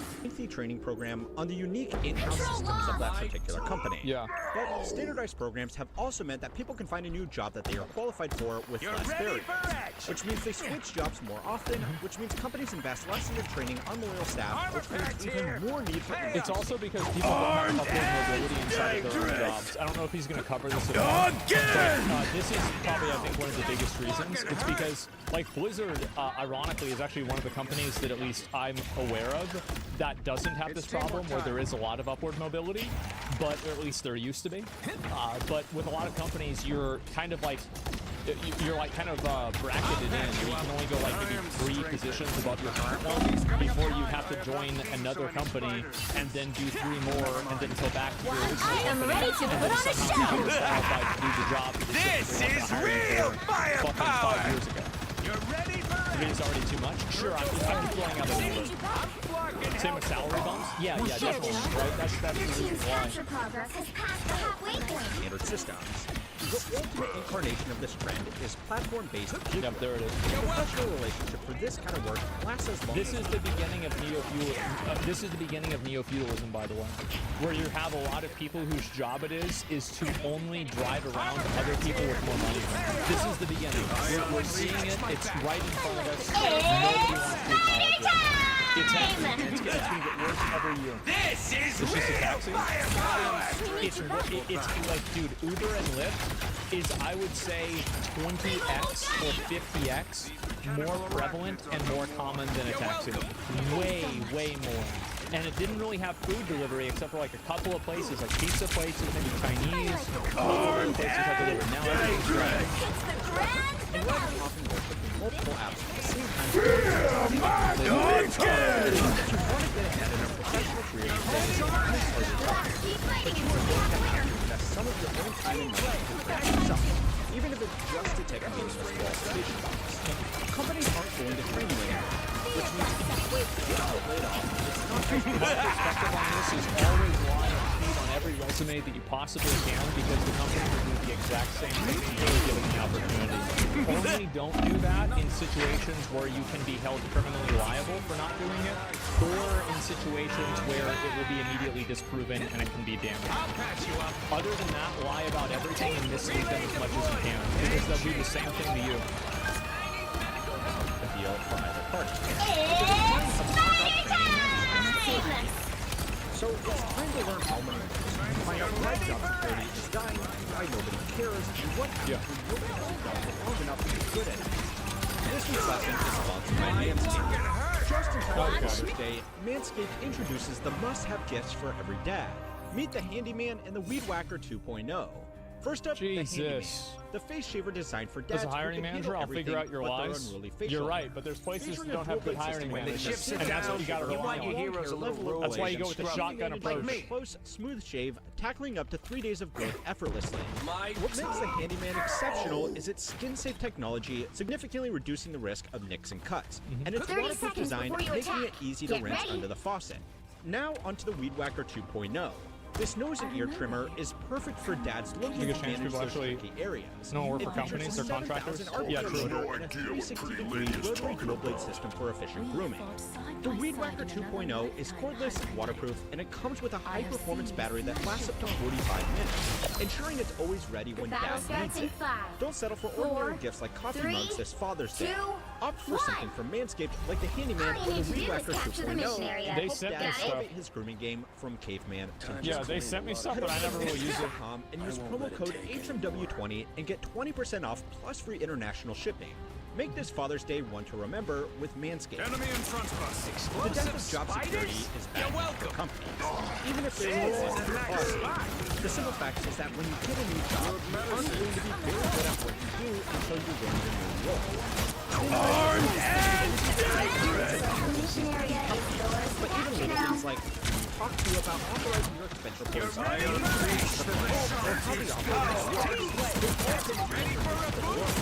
according to a study conducted by Gallup, a business analytics company, it takes the average employee 12 months before they reach their full performance potential in their new role. This is like a whole study done on this about how like adding more people to a software project actually makes it take longer. I forgot what the term is for it, but it's a well-known and documented phenomenon. Studies have suggested that new employees are not fully autonomous Mythical Man Month for the first 18 months of their employment. Is that it? I didn't hear that before. You're ready 3 years in their jobs on average, that means they are going to be spending a third of their career just getting up to speed in their new role. That means a loss in productivity for the companies they work for. Right? Wrong. Worker productivity is actually at all-time highs. It is. So that begs the question. Is this in spite of lower job security or because of it? The second reason that job security has... I think a big reason is also because jobs have been optimized. So a worker can produce more product and more output because their job has been min-maxed more by people whose job it is to min-max jobs. This is real firepower! So like there's a lot of reasons why workers are more productive that actually doesn't have anything to do with workers. It's because the people that min-max jobs are getting better at it every year. And technology gets better every year. Rockets, launch it again! This is a bullshit take? No, I'm just completely right, and it's obvious. Control lost! Yeah, there's literally no art. If you're arguing against this, you're done. Than dying is that it's a great motivation tool. Now's a good time to losing your job is only enough to motivate you to use the bare minimum to avoid that task so that companies have responded by moving those goalposts. A study conducted by economists at Manchester and Cardiff University looked at the motivating factor of what they called manufactured job uncertainty. In this report, researchers tried to work out why fears of job security was going up, even when the rates of people being fired from full-time positions was stable. This is the same reason why people that are probably afraid of shark attacks go up during shark attack week. It's because people are catching layoffs all the time. It's like there's not that many people getting attacked by sharks, but whenever you're reading posts about it every day, you think, holy fuck,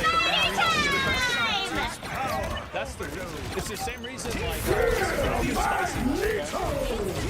Get ready. It's it's the same reason for like false rape activity. People think that it happens all the time. Bro, it's like a single-digit percentage of the ones that are actually found out to be fake. Super uncommon, extremely fucking rare. It's by comparing companies in America and the UK. But because they're so upsetting and they're so unfair, everybody talks about them.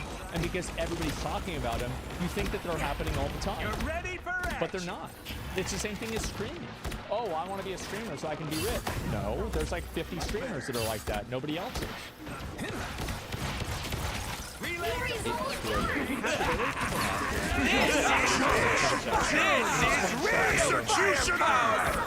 A small tangent, but Japanese businesses actually take firing people so seriously that they have considered a practice of just when they're getting shitty jobs, like this loosely translates to workers' purgatory. Yeah. According to Japan Intercultural Consulting, a firm that advises businesses operating in the Japanese market, workers' purgatory happens when an employee chronically underperforms in their role. Instead of getting fired, they are typically placed in roles often windowless where they have nothing to do. In many cases, their business cards are taken away. Enemy in front of us. And they are forced to do regular time-limited tasks or given nothing to do at all. Yeah, if you clear out the rats down here, Milton. Workers in solitary confinement. Yeah. Contrast to companies in America and the UK. What the economists found was that even when job tenure wasn't layoffs or firings, changes to corporate control and strategic company mergers or acquisitions raised uncertainty. Companies noticed that by heightening up this uncertainty and making workers compete against each other to maintain their position in a theoretical advantage, they could get some of work harder. This is real firepower! Execution! So, like, if the workers are too busy getting mad and resenting each other, they stop thinking about the fact that you've engineered the situation to happen in the first place. No. Errors. Real firepower! Always felt like their job was at risk. Japanese firms, despite actually having shorter tenures for managers and operating with more business uncertainty thanks to a weaker overall economy, had a higher sense of job security. Mainly thanks to a culture of protecting workers even at the expense of shareholders. I think that it's very important to keep in mind, somebody in chat brought this up. I would bet, I don't know this, but I would bet that Japan probably has a lot stricter labor laws and you probably can't fire people as easily as you can here in the US. And that probably plays a bigger role than any other cultural reason. But you could also say that those laws are informed by the cultural reasons, so it's a bit of a chicken and egg scenario. In a wonderful twist of fate, though, the study also found that this is not really working on younger employees. Decades of well-publicized layoffs means that younger managers have no expectation of job security and aren't afraid of losing their jobs as much as older managers who come from a time when people could spend their entire careers with one company. The rank and yank strategy only works to boost productivity for so long. A company should get rid of bad employees. But if it makes everybody feel on edge about their jobs forever, then even the best employees are just going to look for better opportunities elsewhere. I think that the bigger problem is the lack of upward mobility. I think that's the real reason. It's people that are like 28 and they've been at the same job and they feel like they're ready to be promoted, but they can't get promoted because maybe they don't have like maybe a master's degree. So they have to join another company that doesn't have that requirement, and then they come back and then they have they basically get they are effectively applying to the same job with experience from that job that they're applying from, even though they didn't need that requirement somewhere else. That's the real reason. That's the actual, I think that's a much bigger factor with like employees over like 26 or 28, if I had to guess, from like, you know, conversations I've had with friends and stuff like that. Younger workers have also realized that changing jobs more frequently, especially early in their career, is the best way to move up the corporate ladder and secure pay increases. I will say it in every video I can, but if you want to increase your earnings in your career, multiple studies suggest that the best way to do this is to change jobs roughly every 2 years, and always be on the lookout for better opportunities. Companies do not value staff loyalty anymore, because they can't. And that's the third reason why job security It's not because they can't, it's because they don't have to. The companies only valued that in the past because it was the most effective way for them to make money. The companies never actually cared about you. It's just that caring about you was a secondary outcome to them seeking the highest profits possible. Now that that's no longer possible, or it's no longer necessary, then they don't care about you anymore.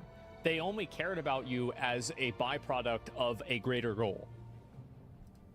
Dime. It costs businesses a lot of money to hire new employees, and then more money to pay them while they're getting good at their job. If they are hiring externally for a more senior position, they will also need to pay that new hire more than an internal promotion. Yeah. So if it makes no sense, then why do companies keep doing this? Well, it's easier. An internal promotion means someone else needs to be promoted to fill that person's position, and someone else needs to be promoted to fill theirs. Now, instead of your company having one employee in a new job, it has 5. That's a good point. Hiring managers could do this, or they could just hire an external candidate that already knows the systems and then get back to scrolling Reddit in their office. Right. Workers Most also importantly. don't believe in job stability either. Things like employee pension plans and career development are all the responsibility of the worker now. And if they are accepting that responsibility, they also want the freedom that comes with it. Some companies like consulting, legal, and accounting firms have built their entire workforce around limited time employees. Overworked, underpaid graduates will stick it out in entry-level roles because they know it looks good on the resume when they apply for a real job in 2 years. Which is true, though. The fact is that, like, being and having one of those jobs is absolutely true, that it helps you a lot. It is, and that's the problem. Is that, like, it shouldn't be true, but it is. That's why people take unpaid internships. Absolutely. Companies can attract high-performing workers by bragging about how secure they are. Even companies that were considered American institutions have fallen apart too many times for people to think that their job is secure. And job security isn't a selling point worth taking a job for. I don't think that people are viewing job security as an outcome of the companies falling apart or going bankrupt. Like, unless you're Enron, the Lehman Brothers, or, you know, a handful of other places, like a game studio, for example, it's probably not going to happen in this way. That's not the real reason. People have learned not to care. So, congratulations, corporate America. You kind of played yourself. There's so much more I want to say on this topic, but it wouldn't make for a good YouTube video. For things like that, make sure you're subscribed to my totally free email newsletter Compounded Daily if you want to get articles that can't be made into videos. The bonus 4th reason that job security is dead is this man right here. Go and watch my new video to find out how an unremarkable chemical engineer worked his way up to personally reshape corporate America into what it is today, all while destroying his company in the process. What a good guy. To keep on learning how money works. What a nice dude. How about that? Well, I figured I'd watch this since I haven't talked about this stuff in a while, but I think it's actually a pretty big problem. I think it's happening, obviously, like with gaming. It's a huge thing. What's this here? Whenever I ask for a raise, my boss makes veiled threats saying if you can't keep up with your workload, we'll bring on other people. Well, what you should do, again, like, my perspective is that this is the way I am in a guild or anything like that. I'm always only in it for myself, and the only times that I help other people or go beyond the scope of what I need to do are in cases where it will be eventually advantageous to myself. I am always advocating for myself directly and myself primarily. If I help other people in the process, then that's usually a good thing, and I will try to do that. But I always put myself first, I put my interests first, and I do what's best for me in all circumstances, even if it's at the detriment of the organization. If it's at the detriment of the company, that's too bad. Oh, that's too bad. Because, again, I don't care about them. I care about me. That's it. That's what matters. And so it's your company? Well, I'm not, yeah, this is different, right? I mean, now I have to give a shit, right? Very, much more stressful. Like, it was much less stressful whenever I didn't have to give a shit, you know, but whenever now that I'm in a leadership position, now I do have to give a shit. Now I do have to worry about all these little things, and it's like, oh God, there's a lot going on, right? But like back whenever it was just me looking out for me, it was way easier. It absolutely was. So yeah. On paper, the job market now looks solid. Unemployment hit a 54-year low at 3.4% back in January of 2023. And U.S. employers added 2.7 million people to the payroll in 2023 alone. The January jobs report also showed the 2024 labor market was off to a solid start. When we look at the hard data, it seems to suggest that the labor market has been fairly strong and in fact surprisingly resilient, especially after 2023, where we had headlines about layoffs and forecasts of recession. But when you look at the soft data, Americans tend to be a little bit less optimistic about how the economy is doing, and in particular about the job market. I think a lot of people are underemployed. That's the reason. Like, you have people that have jobs, but they're not happy with the job they have. Just talking Which hero about do you think you how want the to be economy today? is so great. I just want to scream from the rooftops. And how come no one can find a job? Recently, unemployed full-time workers applied to an average of 30 jobs. Wow. Only to receive an average of 4 callbacks or Now, responses. If you look at the who am I job gonna banish from vacancies, this they're match? down a little bit, but not down enormously. But if you ask, you know, how hard are you working to fill them? The answer seems to be not very right now. So why does it feel so hard to get a job right now? Well, maybe because the companies are expecting there will be like a technology improvement. And so, like, why bring somebody on if technology is moving so fast? Why not just wait 6 months until you can just hire a robot, buy a robot that does it? Is the U.S. labor market as strong as it seems? Hi, my name is Jenna Jackson. I'm from Ardmore, Pennsylvania, in the suburbs of Philadelphia. This job market is like the craziest. You'll need a top-notch team to win this one. I was frustrated just with how my job search process has been going. I haven't quantified how many applications I've applied to. It would be a little depressing, I feel, at this point to quantify it. But it was definitely in the hundreds at least. 55% of unemployed adults said they were burnt out from searching for a new job. Younger generations were impacted the most, with 66%. Escape pod ready. Opening escape passage. Oh, I see why. Okay, so here's a component that I don't know if they're going to cover in this video. So there's a lot of different types of unemployment. There's like frictional unemployment, Get ready. and then there's also people who are no longer looking for a job unemployment. Hey, I like your And firearms. then there's people that have been fired. Never thought I'd find someone with the same So taste on this people that are backward no planet. longer looking for a job are in a lot of cases Let's see. actually not Ion counted turret, in the photon unemployment reaction category. chain gun, mini So black hole. if 55% of people are saying this, The battle and starts in seasonal, 5, yeah, seasonal jobs 4, too. 3, So I don't know if they're going to cover this or 1. not, but All you need to do you is can capture look the at mission area. 33%, but if you're not covering those other people, then that's not going to be it. Stupid, but indeed the truth? No, it is. Like, you can look it up and see for yourself. Now, there's different ways of reporting unemployment. There are ways that take that into consideration and ways that don't take that into consideration. I don't know if the way that they reported on this video does do that or not. I am assuming that it doesn't. I'll get you next time. Looking for a job and being a full-time job, there's a lot that goes into it. Filling out applications online can be tedious and time-consuming. Really stressful every day, just feels like Groundhog Day, or waking up and Yeah. the same thing. When I looked at the data, if you just applied to a job through a job board, the odds of you getting hired were about 3%. So you got to apply a lot of different jobs in order to have a chance to get them. And you're going to get lots and lots of just responses. Yeah, sure. And it's exhausting. A 2023 study from Glassdoor revealed that mentions of applicants being ghosted by their prospective employers. I don't agree with this. This is a bad term and this is a bad graph. Ghosting is a social word. Sorry, it's like a buzzword now, or a slang word. That's what I'm saying, slang word. So obviously, people using the word ghosting was less popular in 2016 because the term wasn't widely acknowledged by the public. So if you're using, This is real firepower! Against the world! I am ready to put on a show! Armed and dangerous! Again! Again! Very emotionally and mentally taxing. It's unprofessional as well, and it's especially when you're gonna take the time to Ready to do some damage.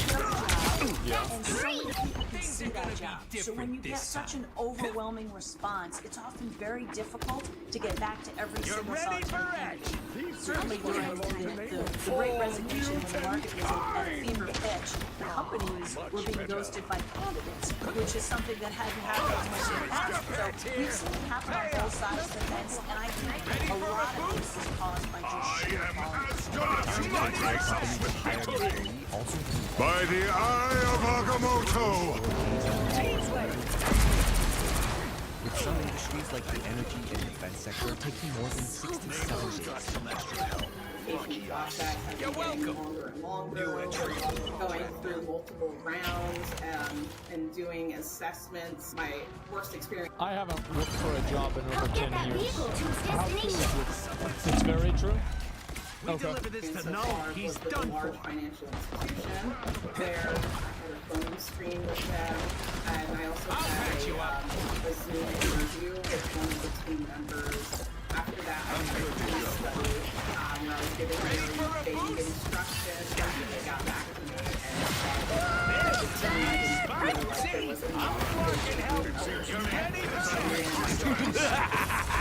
This is real firepower! Because even if I did move forward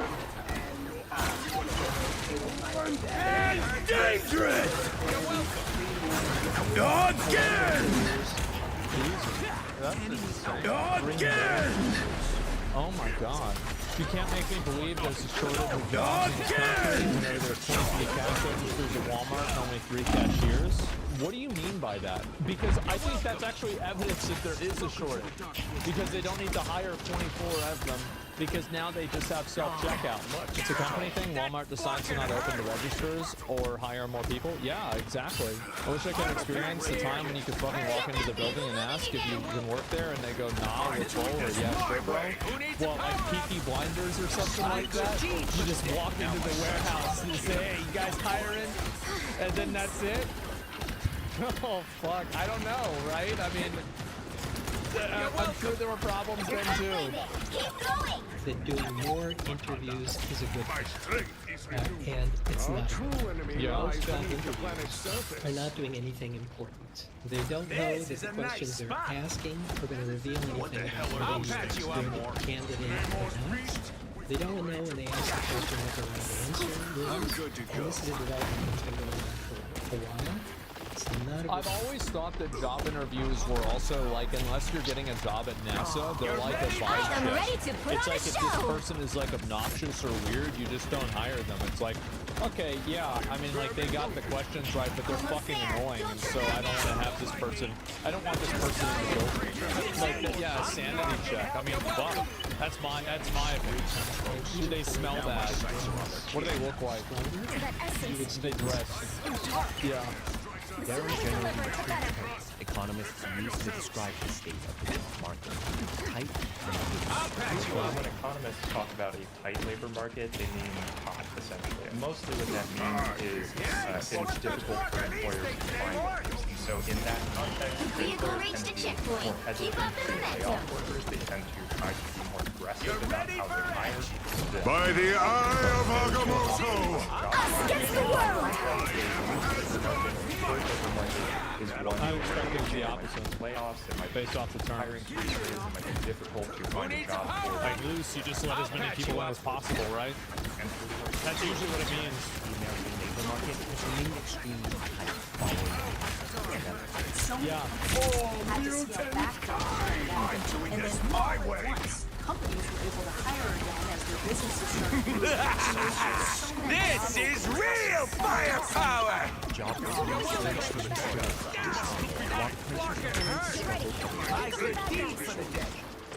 so many plentiful job prospects, even working Americans quickly jobs in a trend that came to be known as the Great Resignation. Smart. The job market is beginning to show ready again. There's less of a frenzy on the part of the employer. If you're somebody who wants a job, you would like a frenzy on the part of the employer. Of course. You would like to have lots of people coming to hire you. And then they're going to have better thing about the job market right now is that it is strong, but the hiring rate is low, and similarly, the layoff rate is actually very low. We deliver this to no, he's done. Has been hovering near historical lows. Like if I was running a company and it was like a tech company, I would be extremely hesitant to hire hardly anybody because of just how fast technology is moving right now. Because like I feel like every 2 years they have to like completely readjust what's happening with like AI and automation right now. It's crazy. Like it's really fast. So it would make sense that there's this kind of waiting and seeing thing on Starforge. I mean Starforge is down to 30 seconds. like it's manufacturing primarily, right? Like you're putting things physically in a PC. By the eye of Agamotto! As you can automate like a code or something. So yeah, no, I see what you're saying. Or like you can have like self-checkout. Like it's a symbol, yeah. I mean, like, it's not necessarily like that. For now, of course, there's always a for now, right? But like I'm saying right now. Despite the barrage of Keep fighting until we have a winner. Yeah. Gotta get this thing under the surface quick. Employers are hesitant to lay off workers and workers out because of their recent experience with labor shortages. But on the flip side, that also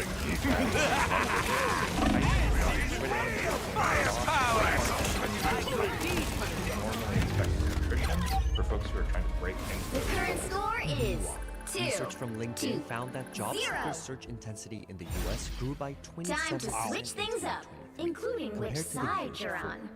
In 2022, there was one open job for every active applicant on The the right LinkedIn heroes could make Well, that all the seems pretty difference. easy to solve. The ratio turned to one job for every 2 active applicants. Right now in the marketplace, what we're seeing is both employers and employees being a little bit more selective. It was search intensity.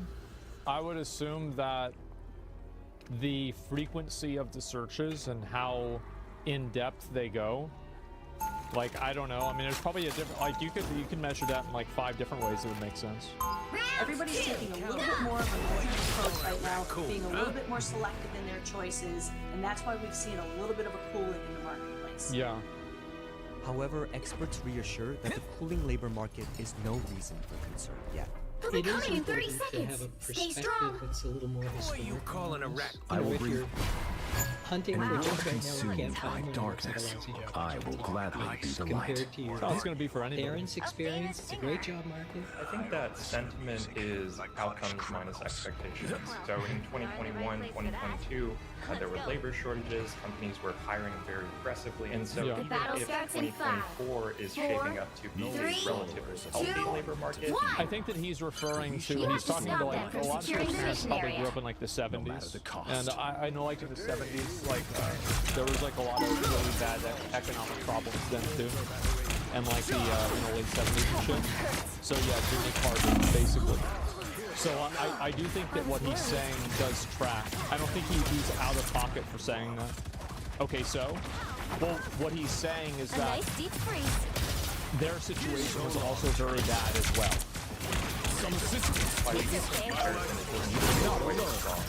down in the labor market is also what the Federal Reserve had intended with its series of interest rate hikes. If you are the Federal Reserve and you want to slow the economy down, that means you want to slow markets down. The biggest market is labor. If you look at what employers do during the budget is the labor. So you can't easily slow the economy down unless you put the labor market down. Experts also noted that the health of the labor market will largely rely on where the Us against the world! if the economy does slow down more significantly in 2024, if we see a recession in 2024, the labor market... Your powers are mine! Us against the world! The broader economic... The moon! It's not a guarantee. Maximum pulse! Broadly, you might have some about the economy. That doesn't necessarily mean that the job search concept. I guess the big problem is it's not you. You know, it's not you. It's happening to thousands of other hundreds of thousands of people at the same time. Yeah. And it has to do with what's going on in the bigger economy. You need to stop that But it vehicle also in has its to do tracks. with a lot of quirkiness inside employers about how they handle hiring these days. It's definitely difficult out there, but you know, I just encourage you not to give up and still keep diving into your network and stay tight with family and friends, just to give you. I mean, she tried to get a. Didn't she say she applied to like hundreds of jobs? She didn't get a job. By the eye of Agamotto! Born again! Stronger together. I think that obviously a lot of people aren't looking for a job at all, so they're not being counted in a lot of unemployment. Against the world. And overall, it makes sense that less people are going to have jobs, because really the amount of jobs that there are for people that don't have like a skilled degree, they're going to be going down because those applications are going to be automated. They already have been in a lot of cases. Like that's why, like, how many of you guys have gone through a customer support like portal and you've talked to an AI? I've had to do that before. And then like if there is a problem, then you get referred to a person, because like they're not really. So this is what's going to happen. Is they're going to use these tools to kind of like filter out all of the super easy solution things, right? Like I lost my password. Can you give me a password? Okay, this is a simple thing that a computer can do, right? Here, I'll give you actually a really great example that we all know, and it works very well. And also, like, we're talking about something like AI. Really, it doesn't matter about AI or not AI. It's really just having technology that's available that replaces the jobs of people that are working there. So, like, here's an example. In World of Warcraft, do you remember whenever you used to have to ticket a GM to get your item restored? Well, now you don't have to do that anymore, because you can just go on the website and there's a list of all the items and you can restore them yourself. So that's a job that GMs had to do, and now they don't do that job anymore. They remove the option. I don't know if they do or not, because there's no GMs. It's automation. Yeah, it's just simply automation. And so automation is going to get better, and that's just what's going to happen. And it will remove a lot of people's jobs from the economy. It absolutely will. Depends on the field. Healthcare is looking bleak right now, but you're still generally secure. Essential jobs are always secure. Fast food and customer service and tech, that's dangerous. Well, the problem with this, and this is kind of like what I'm saying, is that, like, you bring up a really good point, is that fast food and customer service, these are jobs that people that are... Like, this is my opinion, and this might get me in a little bit of trouble, but this is my opinion. I think that people have a certain level of talent points, right, or skills. I don't think everybody starts at the same level. And I think that you can work hard and get of spawn RNG to it. So the reality is that not everybody can be an engineer, because not everybody can think like an engineer. Not everybody can think on that level. Not everybody can go and be a doctor and memorize everything and understand all of these different diseases and problems and be able to work with people. It's just not going to happen. And so the problem with like jobs like fast food and customer service is that there is a tremendous amount of people that exist on like that lower quarter of like just capacity. And it's like, what are those people gonna do? Because those are the jobs that are getting replaced very quickly, because these are just simple, like, I need a person to hit a button. Eventually, you're going to find a robot that will hit that button instead. And so what do you do with all of those people? Because all of those people, like, it's not realistic to expect all of them to go and just, oh, okay, we'll just go get a degree in law and become a lawyer. And also be a handyman. I think that you guys might not understand, like, being an electrician, being a plumber, like, I've seen the way that electricians and plumbers solve problems. They're not stupid. Like, this isn't like, it is not a job where you sit at an office and you're like looking over like this is real firepower! But these guys are not stupid. And I don't think that you can take somebody who is struggling at a call center or something like that, and they can't figure out that. You can't put them in the job of a fucking certified electrician and expect things to go well. I really just don't think so. You know, they're smarter than college-educated professors I've interacted with. Well, I'll tell you this, right? I've got a friend, Cody, one of his roommates, his alignment. Dude was making $98 an hour, sitting on his ass, on call. By the eye of Agamotto! Nothing. Ain't doing shit. Oh, here they are now. But he did have a conversation with me about how some dude got killed on the job. Like, you know, this is a conversation point. And so you gotta watch out.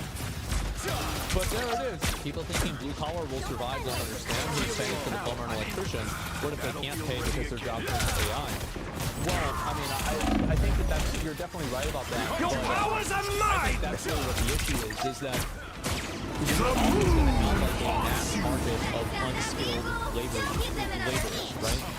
Because there's just people that are stupid, and they're not going to get it. Like, you can explain it to them. Like, how many times you guys had, like, played WoW, and there's a person you raided with, and you raided with them for 3 years, and they've been garbage every year. Armed and And you explain it to them, and they don't get it. And, like, finally, when you put off, it's because they didn't get the get it. It's like you Mythic Star Auger, they didn't get Grand Auger, and then they're in the fight, the boss died. And like, you know, this is like 50, 100 attempts in, it's like, oh my god, you still can't figure this out. How can you deal with this? If they're not there, yeah. They put in the work to have early to have those positions, they're smart and they understand they're valuable, much more so than some 8-year degrees. I think that there's a lot of people that are engineers that have 8-year degrees that are incredibly smart, really intelligent, doctors, people that work in finance, but I don't, obviously I'm not a believer of the, you know, like, if you work with your hands, you're stupid, right? I mean, this is, I mean, come on, like, these, who's telling you this? A teacher in high school that makes less than, like, what some of these guys make in a month, in a year, and they're the ones calling them stupid? Like, they're saying, oh, you don't want to be a garbage man. Well, why not? The garbage men make more than you do. What is this? So yeah, no, I definitely agree with you with that. I think it's a stupid mindset to have. But definitely I think the big problem is that you're going to have a lot of people that are in these low-skilled jobs. And what the hell are they going to do whenever their low-skilled job gets turned into a machine? Like, a lot of the people that are working at, what do you call it? They're working at McDonald's. Which hero do you like, think these you are people a lot of today? times, like, at least where I'm at, they barely speak English. Like, where are you going to put them besides that? Like, after they stop working at McDonald's, where are they going to work besides McDonald's? They're going to go to Wendy's? Well, then Wendy's has it too. You think McDonald's isn't cutting back on humans? I think it is, and that's my whole point, right? Is that McDonald's is a job for people that have, like, low skill, like low communication skills to work at and to do. But if McDonald's doesn't exist, where do they go instead? And I think it's a huge problem. I do. If everyone's hiring, why can nobody get a job? Despite the millions of job openings that are apparently out there, it's harder than ever to get hired.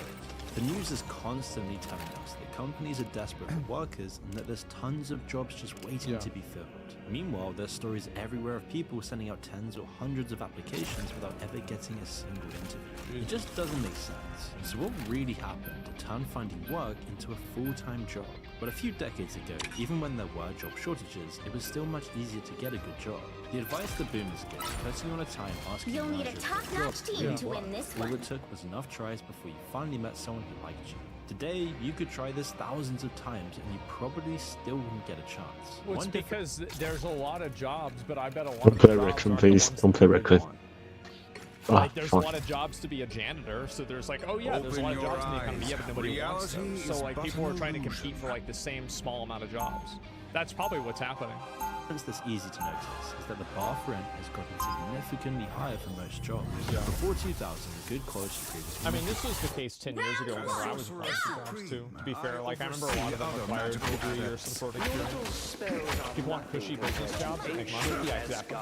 plenty of experience. Companies would compete with each other to get the most recent graduates. They were forced to offer a wage that could support a family. If they didn't, they wouldn't get any 哦哥，你知道你那个角色伤害很低吗？ completely turned, and they were only really interested interested in the very top percent of students. What used to amount to a free entry ticket has become the very minimum of what they expect. Despite over 70% of listed jobs requiring a bachelor's degree, only a bit over 30% of Americans The battle starts in 5. But you don't just need a good degree, of course. You also need real-world experience, even for so-called entry-level positions. Companies are so yeah, you need all that stuff just so you can lose the opportunity to a guy that is friends with one of the people's uncles, and like his nephew actually wanted the job, and so they just give it to him instead. Yeah, but yeah, of course. For a salary, they can barely support. The only way to get this is to work by studying full time, which is rarely possible if you use the internet. There were still job shortages and people still go rejected. You get it's also because everybody is trying to get a job on a social media company because they see these videos of like Google employees like eating pizza and sitting on beanbag chairs playing hacky sack or table tennis, and they're like, well, I want to have that as a job. So you have a million fucking people trying to go after this like small handful of jobs. That's what's happening. There's way more competition. We are undefeatable!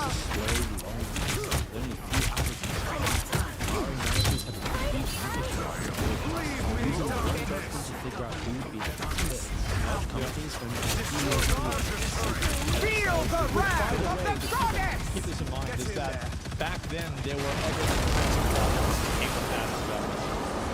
It's not like this was like, the good days and now it's bad. It was also bad then too. It was just a different kind of bad. But even then, they were still much more limited. So just think about how much this process has changed in such a short time. If any company wants to move forward, all they need to do is put a listing out for many websites, and this will almost immediately send by thousands and thousands of people, along with a whole wave of different... Well, if it's a tech job, yeah, but like if it's a job being a garbage man, probably not. So these people spread it even more, without any barriers to apply and showing them the person. These jobs can get thousands of applicants. There's no reason not to try it out. Why not send off this application?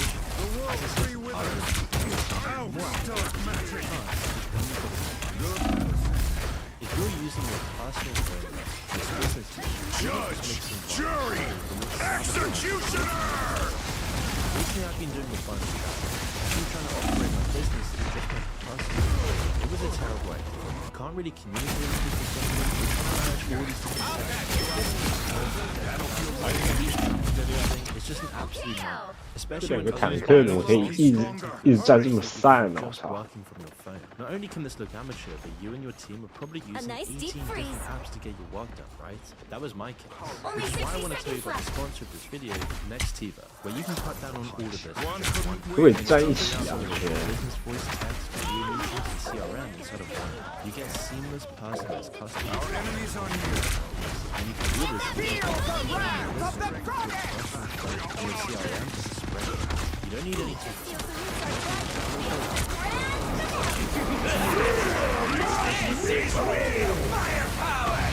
You'll be able to focus on closing and scaling. This is the year to level up. No. The last thing I need is another way for people to contact me. Please, no. No.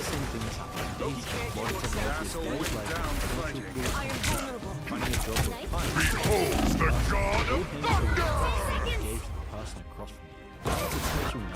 The moon haunts you! No, that's not true. If you're attractive, it doesn't matter. I'm opening a portal. I guarantee you. Like, what are we talking about? Like, that's the current score is obviously. 0-2. Like, duh. 0. Time to switch things up.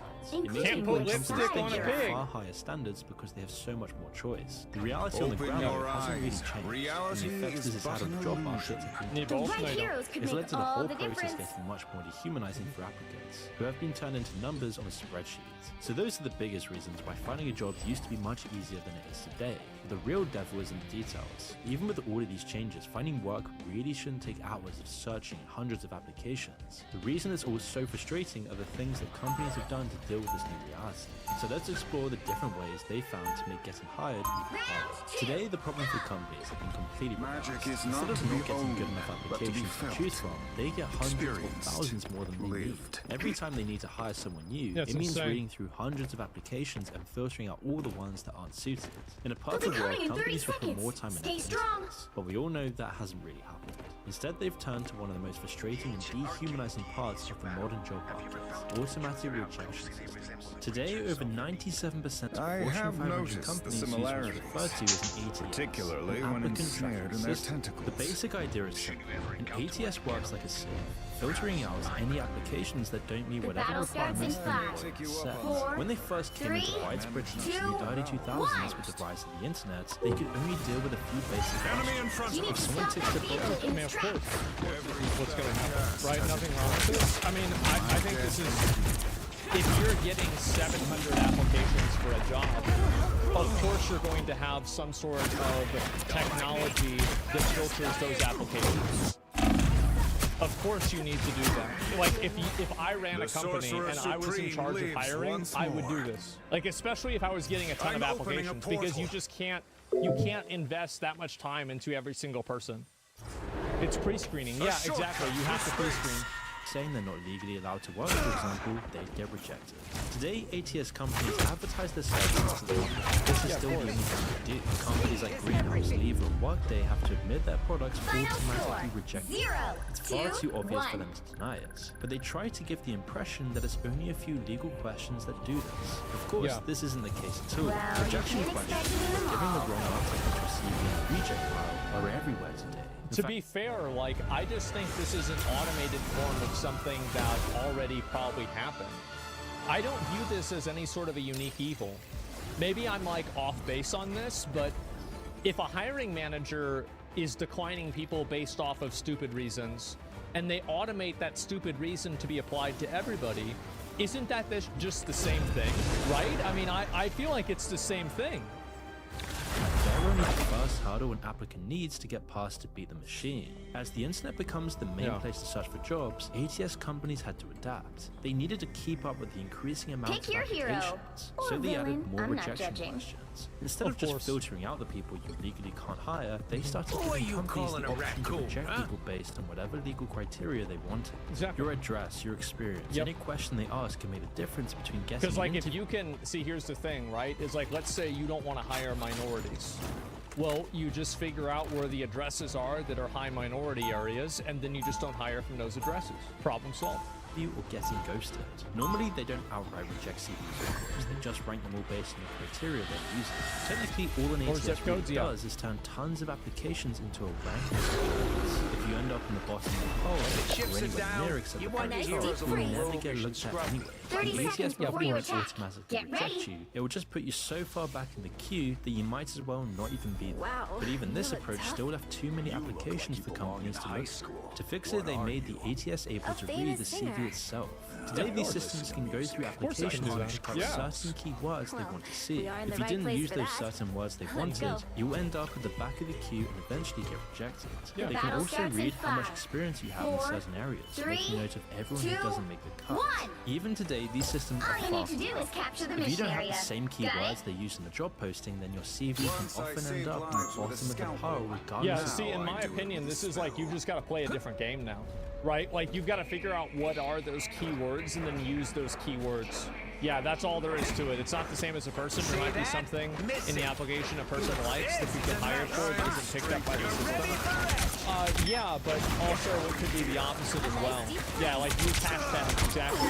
Hashtag self-starter, hashtag self-motivated, hashtag hard worker, you know, like hashtag work through lunch. You know, yeah, come on. Similar problems can come from how the format you see. Some templates don't get read as well by the system, meaning they miss out important parts and unfairly rejected. There are ways to avoid this, like making sure you use the same words that you can have. We're using a standard template that the system will use out to read. At the end of the day, though, it's not something that people can do. Rewriting your entire CV 3 times takes time. So especially when you just get ghosted over and over. Yeah, no, it does definitely suck. Like, yeah, you do all this work and then you don't even get accepted. Yeah, firepower! It sucks. Huge issue for college grads is thinking on public jobs making 100K a year fresh out of school. Well, the problem is that the people that are going after these tech jobs and these jobs that are in offices, these are the things that everybody else is competing for too. So, like, in a world where, like, you have 5 people that have a GPA of, let's say, a 4.0, why would you ever take somebody with a 3.5? You see what I'm saying? It's the same thing as in a video game. Like, why would you take somebody that's, like, item level 500 if you could take somebody who's item level 550? It's not even a question, even though you only need 400. 3.5 is good, though? Yeah, but, like, you need 5 betters or 4 betters. I am ready to put on a show! Take something that's anybody would do this. And I bet you guys probably do. If you ever made, like, inviting people to a group or something like that, you will always take the person who is the most qualified. That's obviously what's going to happen. Every single class uses these systems, but even with almost 100% adoption, the situation could still get worse. AI is perfectly suited for use on ATS. It's already widespread, and it makes these programs far better at understanding You've people's captured more than half of the mission area. Keep Companies going. will be eager to cut out just a little bit more of the human element from finding new employees, as it might just save a little bit extra on personnel costs. This is the crux of the problem with ATS and how they've taken over the entire process. Finding a job used to be a human experience, but you were in at least limited control of the situation. Obviously, you can make a certainty to get hired, but you at least got a chance to make any confession. By the This is real firepower! Entire thing. Well, they don't want a human. The thing is, this is what I think you might understand. The companies don't want a human to work at this job. They want this job to be done. If they could replace you with a robot that did the job, you'd be gone. So they don't care about it being a person or not. They just want this job done in the most effective way. They want qualified drones. Yeah, if he could replace you with AI, you'd be done. Out on your ass. Thousands of applicants that usually are for each job who have to stand out in spite of the system intentionally turning you into a data point in the spreadsheet. But even this incredibly infuriating roll of the dice is still the best outcome you can have when applying to the next job. Against the world! Thousands of people getting a job. I think we're in reality, though, the odds are even worse. Large parts of the rejection because the jobs are I am ready to put on a show! the problem is when you're getting worse. The ratio of people getting hired. Do you realize how insane this graph is? That was tasty. This is 0.75 to 0.5. You're welcome. I suck. That's a 25% drop in 5 years. Capture progress is past the halfway point. Oh my god. Misleading y-axis? No, I don't think it is. It's a 33%. You're right. 33% drop. Yeah, holy shit. The job openings in the US actually fell below 0.5 in 2023, which means at least half of all job openings are for so-called ghost jobs, which are never going to get anyone hired in the first place. Yeah. So let's explore the insidious reasons companies keep these listings up and why so many people's time is wasted by them. Ghost jobs are everywhere on sites like Indeed. You can apply to a job listing and wait